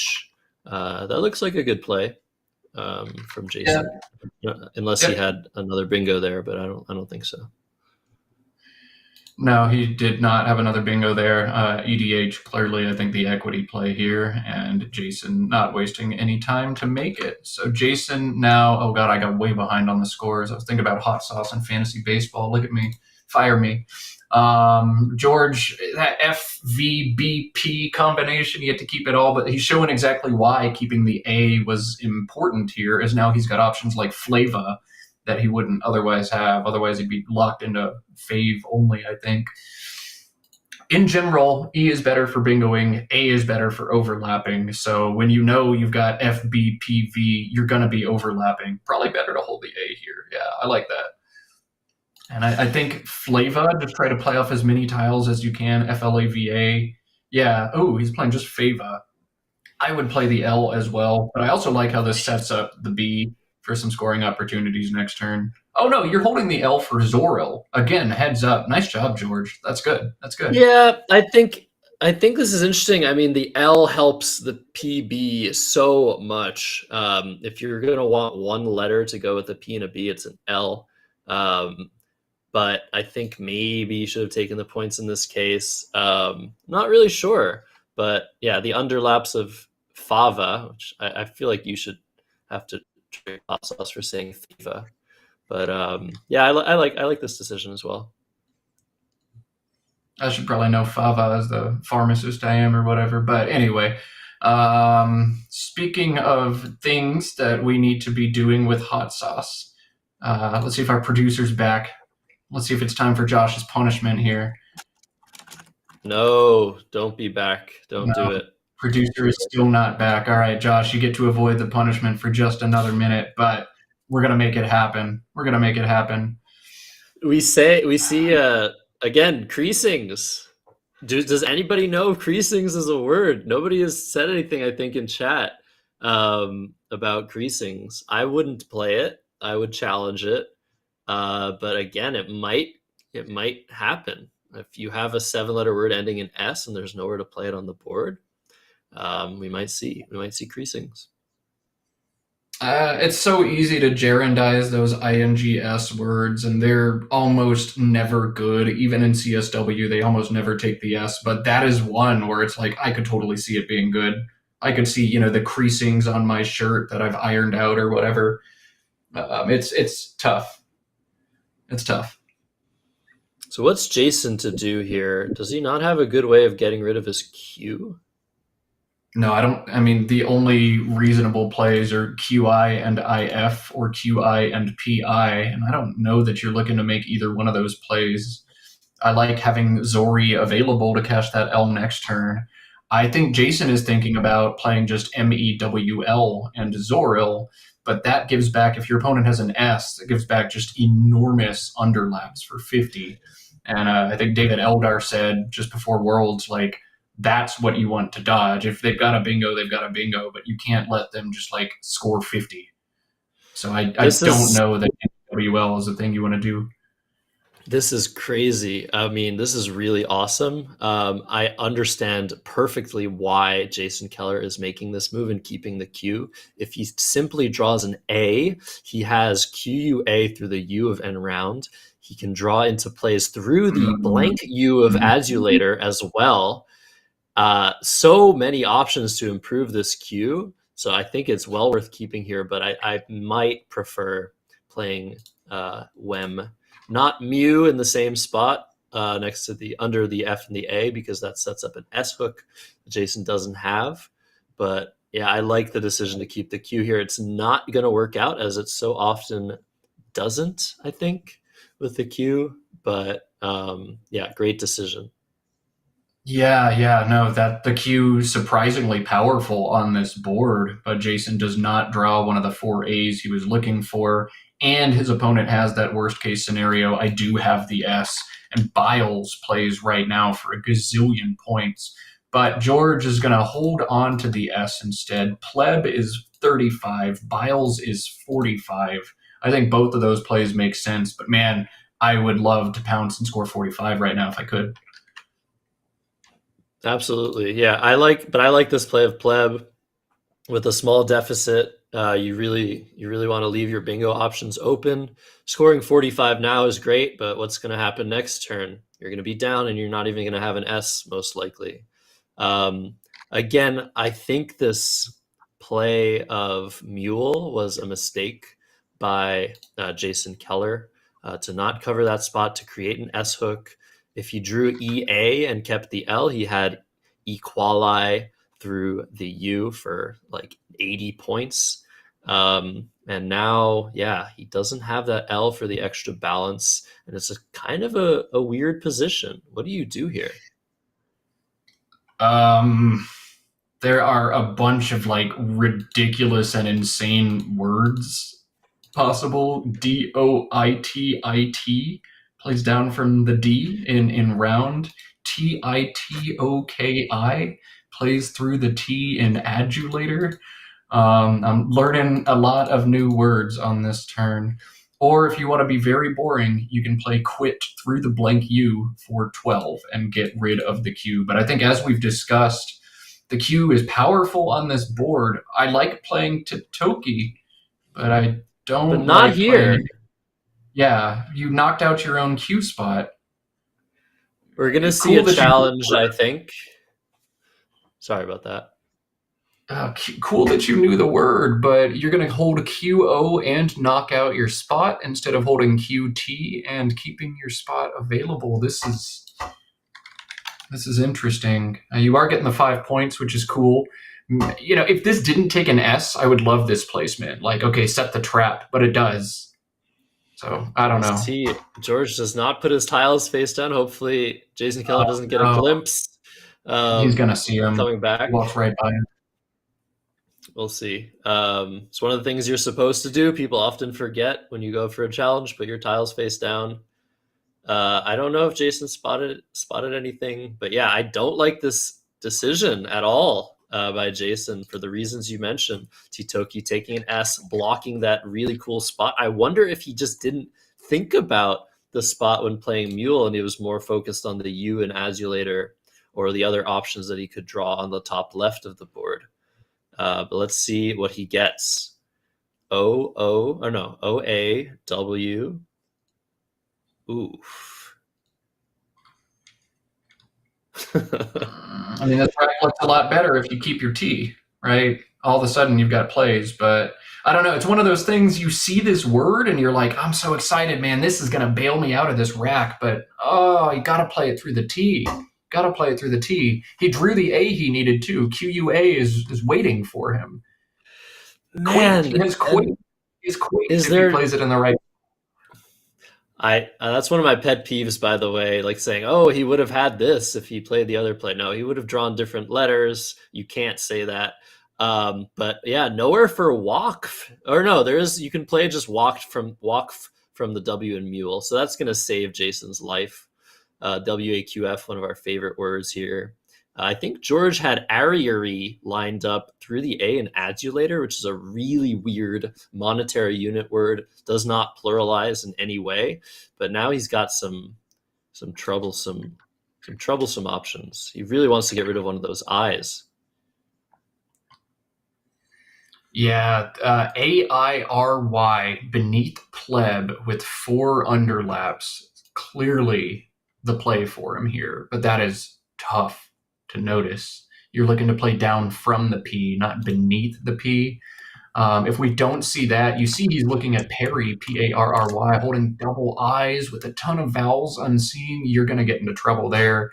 Otherwise, wiry, WIRY, might be what we see here. The nice balanced AIRS leave. And if I'm George, whatever the heck Titaki is, like, I have no idea if that takes an S. And I kind of want to obstruct it, even though I have an S, just because I don't want the game to come down to something I have no idea about. Yeah, that's the trouble. In 5-point challenge, you cannot or should not play a word you are unsure of. Oh, there you go. He spots. Oh no, he's playing parry. Okay, it almost looked like he had spotted airy with the overlaps. But yeah, good play. Scores 30. The problem is you're just keeping 2 eyes. You're probably not going to get great options next turn. And Wakf is going to come down very fast. You're going to need a very lucky draw to avoid trouble. IIS with this pool is just asking for it. So George, huge pull here as he gets Wakfed. That'll bring Jason up. Wow. All right. Man. Forget I said anything. What a draw. Okay, so IIS pulls into NT blank, but that Y means he's not bingoing this turn at all. That's insane. Yeah. That's insane. Whoa, okay. No bingos. That looks absolutely nuts. And Nifty still plays for 30, or you can just simply plunk your Y. Adulatory and EX is 25. Yeah, this is weird. You can also play with Wakfs, I guess, with tie-ins or yins. Lots of options here. I'm very curious to see what George comes up with. And yeah, if the scores are updated, this has been a really close game all the way through, but that draw of the blank is so good for George. So I think he's in a good position here. This is aggravating. You know, if this is his first time on stream, no less, this screams, I've got a bingo. I've got a really cool marquee play that I'm going to make. And no, nothing. We know it. He doesn't. He's probably going to take some time. He's looking at yins and wakfs right now, which I think is a cool idea. You have to know your TYIN, which ones of those take the S's and which ones don't. Because you know if you play yins, you're holding that T. There's a good chance that comes up next turn. So Does TYIN take the back S? The answer is no, not even in Collins. TIYN does. They just added TYINS to NWL. We're not going to be able to get this stuff straight after a while. Oh my, But they actually, oh my goodness. yeah, so what's weird here is that what George does here, I think, depends very strongly on whether he is ready to put an S on Titoki. Definitely looks like you can put an S on the word, but he challenged it. He didn't know it. So does he want to keep the S for a play there, which would be probably optimal to do because it's such a nice lane? Or is he going to just throw caution to the wind a little bit, hope he draws maybe an 8-letter word, or just keeps the scoring pressure on enough to outscore Jason? It's very, very key moment here. George does have time to consider his options. He's taken over 2 minutes this turn, which is not that bad for a blank rack, and he's going with yins. I think Nifty was clear here. He probably just missed that. Yeah, it's tough. That S is so important with Totokis hanging around. Bingos that would otherwise not play will only go in that spot. So giving it up, definitely a missed opportunity here for George, as Jason now EENOOSW.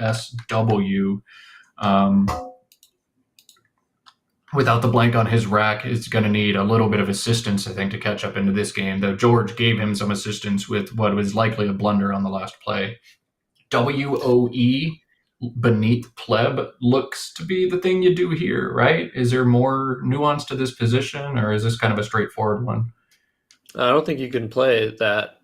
Isn't yeah? ABO is out. Oh, But you can my bad. woo underneath YINS. Or what is he looking at? One instead? Oh, that's bizarre. I think there's no reason to not play WOO and keep the N, right? Way too vowel heavy. Okay, there you go. He has WOO aligned. That looks like the play here, I think, for Jason.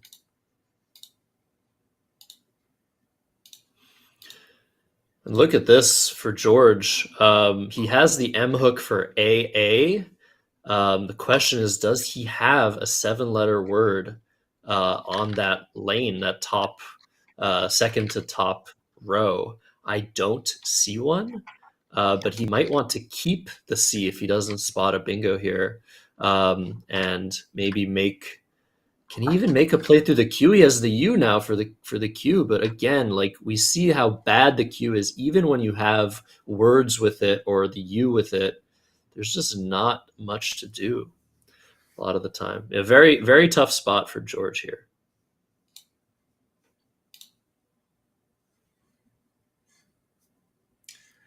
Man, this is rough.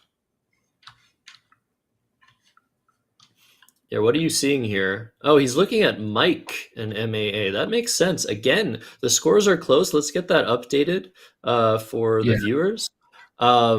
So yeah, again, George does not need to bingo to win this game. It would definitely help. The problem is 3 U's unseen. Well, he has one of the 3, and so you don't want to keep the U here. But yeah, what do you do?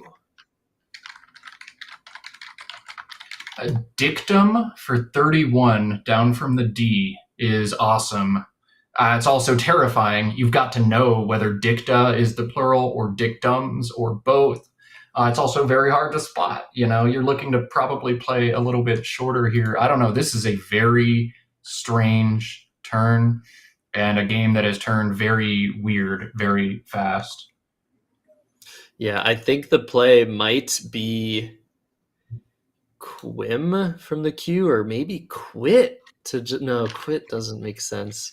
I don't know. I have no idea. MU and MAA, maybe a little dangerous. Dictum looks great. You need to spot that. We see George has spotted a possible 8-letter word of myutic. But he's going to play Mike, it looks like, and just hope to dodge those U's. Or if he draws a U, he has Took through the Q. So I actually really like this decision. George recognizes that he is in a pretty good position with the final blank on his rack, and not a good position for Jason Keller, although he does have an S. And AOE, not the draw Jason was looking for, into his strong EEN sleeve. And the deeper you get into this game without drawing a blank, the more scared you have to get. This is likely coming down to a Totokis or bingo from the F and win the game situation for George. Let's see, what is Jason doing here? He's just playing EEN. Yeah. What are hoping the to draw words? something. Yeah, he's hoping to draw something with Totokis. He needs a couple consonants. He needs a lot of help here, actually. But we'll see what he gets. And George draws GGR. Is this a GG? Is that a premonition type draw? I think George still in a great position. He would love to make it game. He'd love to make that a GG draw, but no playable bingos. Jason has picked up an I and an H. Those were the two that he picked up. So adhesion minus the D. And George, no playable bingos yet again. It looks like, you want to play tuggers or something out of this rack, but it's not there. And this becomes a really challenging decision for him after that. Do you open the board now that you're starting to see there's really only one bingo line or one bingo spot? Use the F, or maybe Totokis if you're confident. I mean, I don't know. Do you feel like you need to open another line? Do you just get down in the trenches and try to outscore Jason and forget bingos? Or hope you draw one, but I don't know. There's no way to score too. DUG for 12 down from the D. Gutzer through ZE. Or is he's going to burn now? Whoa. Wow. Very interesting. George has had enough of these almost bingo racks. He sees points. He wants to take them. He's leaving 12 in the bag here, so that's pretty good for his chances of getting a tempo advantage here. But yeah, definitely a very bizarre decision. Wow. You've got to be very confident, or maybe this is in a way time induced. You got to feel this game's probably coming down to a pre-end game and end game situation. Just do something, get some points on the board. That was not what any of us expected to see. So now I think Jason can play HAO without thinking too much harder at the top. FEH and ABA. 26 holds EINS drawn into 3 T's. Looks pretty good. Unless you're worried about options beneath squeg, maybe you want to try to take those away. Something like HOA and EH and GO. There's not a lot you can do that's extremely defensive down there, though. How would you even approach this turn now that your opponent's just blown your brain up, Josh? Yeah, well, it's simplified, right? There's way less tension now that the blank is out. We know who had the blank. We know that it's gone now. So now it's really just a tempo game. You're just trying to outplay your opponent. You're trying to keep the better leaves, score the better points. And I mean, yeah, Jason definitely can feel a little bit of relief here because he has much better letters than what he's looking at unseen to him on average. So he might think that he has a good advantage. He doesn't want to play a lot of tiles here because, like I said, there's now 12 in the bag. If he plays 5 tiles to score some points, he's now leaving 7 in the bag. If George then responds with a 4 or 5 tile play, leaving very few left in the bag, that is going to be a good advantage. Tempo is getting extremely important here. George is up 24. It's still a very tough spot, but yeah, lots to think about despite, things getting a little bit more simple.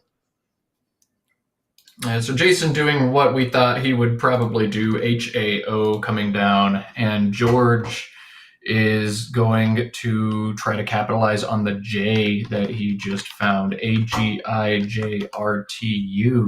for him. Let's see. Wow. So some neat overlapping opportunities. I think the one awesome play he's got right now is GIFT, GIFT, through the F in WOX. Just kind of build the crossword there, complete it, make SIN and UT. That's 28 points, holds the J to try to score some points next turn with it. If he's very concerned about the J, could try to play it off right now. Oh Just no. something like, oh, what's happening? He might be thinking that Gaju is a word or Raju because he's ready to play something with AJU. I don't know what that is. I don't see a place for AJU on this board.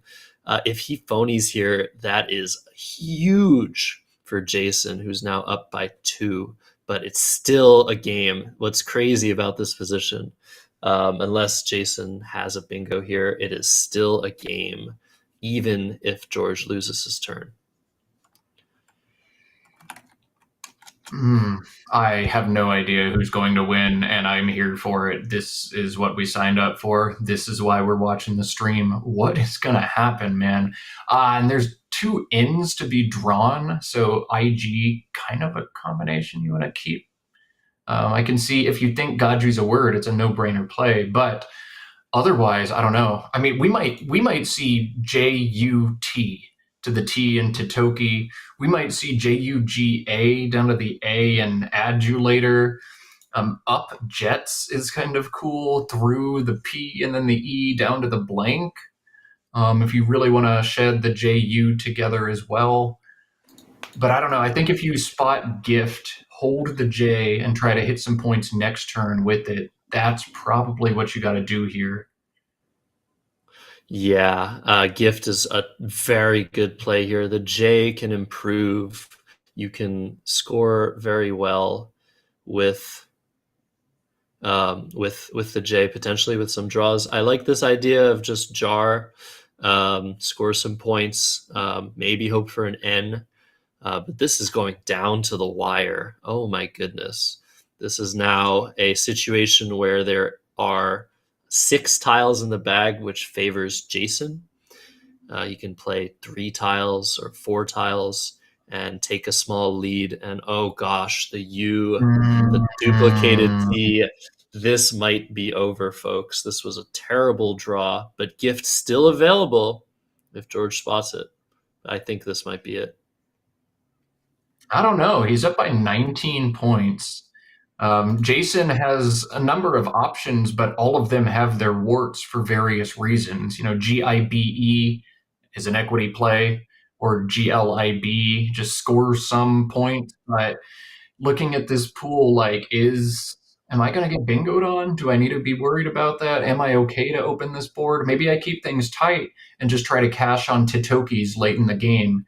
We've already seen George challenge it too. Maybe George isn't confident it's a word. Maybe we pick up a turn here if we're Jason. I don't know. GIBE is hard to pull the trigger on. I'm not really seeing much that makes sense for him to do. Everything gives back opportunities in one way or the other. Wow, this is hard. Yeah. No, this is definitely hard. I mean, I do think Jason's going to end up winning pretty much regardless of what he does, just because I can see how bad George's rack is. He can't score. He can't keep good letters. But yeah, it's not over. There are still some weirdnesses that are possible. You're right. I shouldn't be so hasty. I like to call games early for some reason. It's not a good commentary thing to do. But if I'm Jason, what is jar? It looks like such a bizarre play. What could George be holding? Yeah, why would you play the case A, the case R, and the J? Is your rack so scary that this is like the only valid play you have? I'm shocked that one of the 2 U's didn't come out. Is this there may have been a blunder made or something. I mean, I think jar has to be a blunder from almost any perspective if you're Jason, but how do you make sense of the situation? What inferences can you pull? We're hearing from production team Jason is retracking the entire game, so we expect to see a few minutes of time here. I don't know. It looks like he's putting his pen down. No, he's going back to it. So I think this would be a great time for Josh Sokol to take his hot sauce penalty. You owe us that for the Z earlier. So let's see if we can cut over to commentator cam for just a second while Jason tracks these tiles. Yeah, we'll see. We'll see if Josh behind the scenes wants to make me suffer. So far, so good. Yeah, you might want to play. You might want to play Glib as well. Oh, here we go. Okay, we have the rack still, so we can still talk about the position, but I gotta do it, folks. All right, here's some hot sauce, some very hot sauce. It's going in my mouth. Let me mute the mic. I want your head to turn this color, my Roots Canada red. Let's see. How's that taste, Josh? Ooh, tell us with your eyebrows. 120,000 Scovilles is what it tastes like. All right. I'm okay. I'm okay. Good. Glad you're okay. That's the content everybody showed up for on this exciting Saturday afternoon. Glib, the play from Jason, and he's got to be pretty confused. How did I draw E? Like, oh my God, George's rack must be absolutely terrible. So Jason's got to feel better and better as he gets through his tracking. And George can't be feeling good. He spots it. Oh my God. Okay. This is the only play that gives him a chance. But he's emptying the bag. Yep. Oh man, he's going up by 24? 26. Yeah. I don't know. If I'm George, I think this has actually got to be just GIF. Leave one in the bag, create the fog of war, because now Jason with 7 minutes has a solvable end game, and I've got 2 U's on my rack. I'm not really going to have many options. Jason, down 26 here, has 4 winning plays. Wow. Yeah, I mean, looking at this end game, it does seem like you win because of how terrible George's draw was, but he also needed to draw the V. Otherwise, Jason would probably have too much with it to score with. Very complicated position. I agree. GIF might have been slightly better, but I don't know. Excuse me. I don't know if it would have helped. Yeah. Josh, what you call? Huh? It's not obvious. This is not an obvious end game. Jason does have 6 minutes plus to figure this out. George, 3.5 minutes. While we're waiting, please subscribe and like, or else my sacrifice to my poor gut has not been worth it. Let's get some love in the chat for the production, for the suffering, for the love of Scrabble. I'm going to let Matt talk and suffer a little bit in silence. Jeez, he's got to go cough. Get the milk or cream out, right? Geez. Okay, so Jason is looking to go out into, and I think the clear, easy, spottable game-winning play is just SINE alongside Squeg, 4 overlaps, and that should do it. George's rack is just so bad. I'm trying to see. ENE is going to go out. Oh, SINE sets up ENE as an outplay. It's going to play LIE, INN, and BEE. So make one play, setting up a second outplay. And should that get blocked, NEE and IN next to Totoki's is still going to do it. So this is optimal end game for Jason. And again, this is exactly what I think you have to avoid. Why you don't play that T in GIF. At least make Jason freak out. What if I draw the U? What if I draw the V? Introduce that fog of war. But SINE, well spotted by Jason, and he is going to end up winning this game as the tile bag turned on George aggressively at the end of this one. The UUV-TT combination is going to do him in.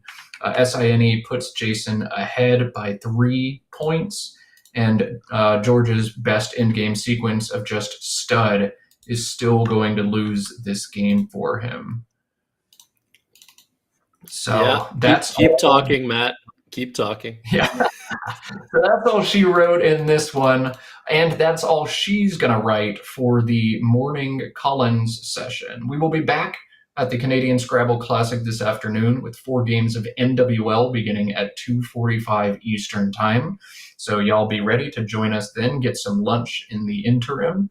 And tomorrow, I still think we haven't made a call, but there will be additional games on Sunday morning. I believe 4 games on Sunday morning that we'll show y'all to get the players out of here and home on time. Play will end before the lunch break then. Kind of sounds like we're going to Kind of sounds like we're going to pick whatever's most exciting. Maybe CSW, maybe NWL, maybe both. We'll see where the drama is. Make sure nobody's Gibsonized, and try to show you all the most fun stuff tomorrow. But NWL for certain this afternoon. We will see y'all back there for that. And if you haven't already, again, as Josh said, like and subscribe to this stream. Excuse me, I'm going to sneeze. There we go. Like and subscribe to the stream. That's where you'll get all of the Scrabble action. So Vatu is going to come down for George, putting him ahead by 13, and then the ENE play for 18 and out from Jason is about to come down. That'll be it for this one. Jason Keller survives a few of his own mistakes, thanks to a few additional mistakes from his opponent, and will hang on to win this game, advancing to 5-2. As here he goes, ENE, 18 and out. It's going to make the final in this one, 414 to 401. Lots of complex positions, lots to go back and think about after this game if you're George, and lots to think about too if you're Jason. This was a hard game, and one that, would have my brain spinning for days afterwards. We are going to... Fantastic. Yeah. Fantastic stuff. Go ahead, Matt. So we're lagging a little bit. This is killer. That's it for the morning session. Let's see. Are they recounting? I don't know what's going on, but that one is done. Again, Matt Canik joined by Josh Sokol. We are anchoring the stream all weekend for y'all. We don't need no co-commentators or rotating staff or anything like that, although I'm hearing we may have a surprise guest tomorrow morning for just one game. If you're a fan of one Will Anderson on YouTube, we may get him in the box. We're doing what we can, trying to pull the strings on that. But what'd you think of the morning session, Josh? How did that go? Hot sauce aside. Great. Yeah, great games. Way better than yesterday's 4 games. We saw some very heads-up decisions, some really awesome moves. I can't forget the quorums. That was just such amazing content. George played really well this game. Could have gone either way. Really excited to see what happens this afternoon as we switch over once again to the NWL side of things, where who is in the lead right now? It is none other Chris Sykes at 7-0. So hopefully we'll get him on stream when we come back from the lunch break. The stream will end for lunch, and we will be back at 2:45 Eastern time for the last of the day. So I've been Josh Sokol, joined with Matt Canik. I'm frozen once again, but yeah, we're here all weekend. Love us or hate us. Matt, any last words? See y'all at 2:45.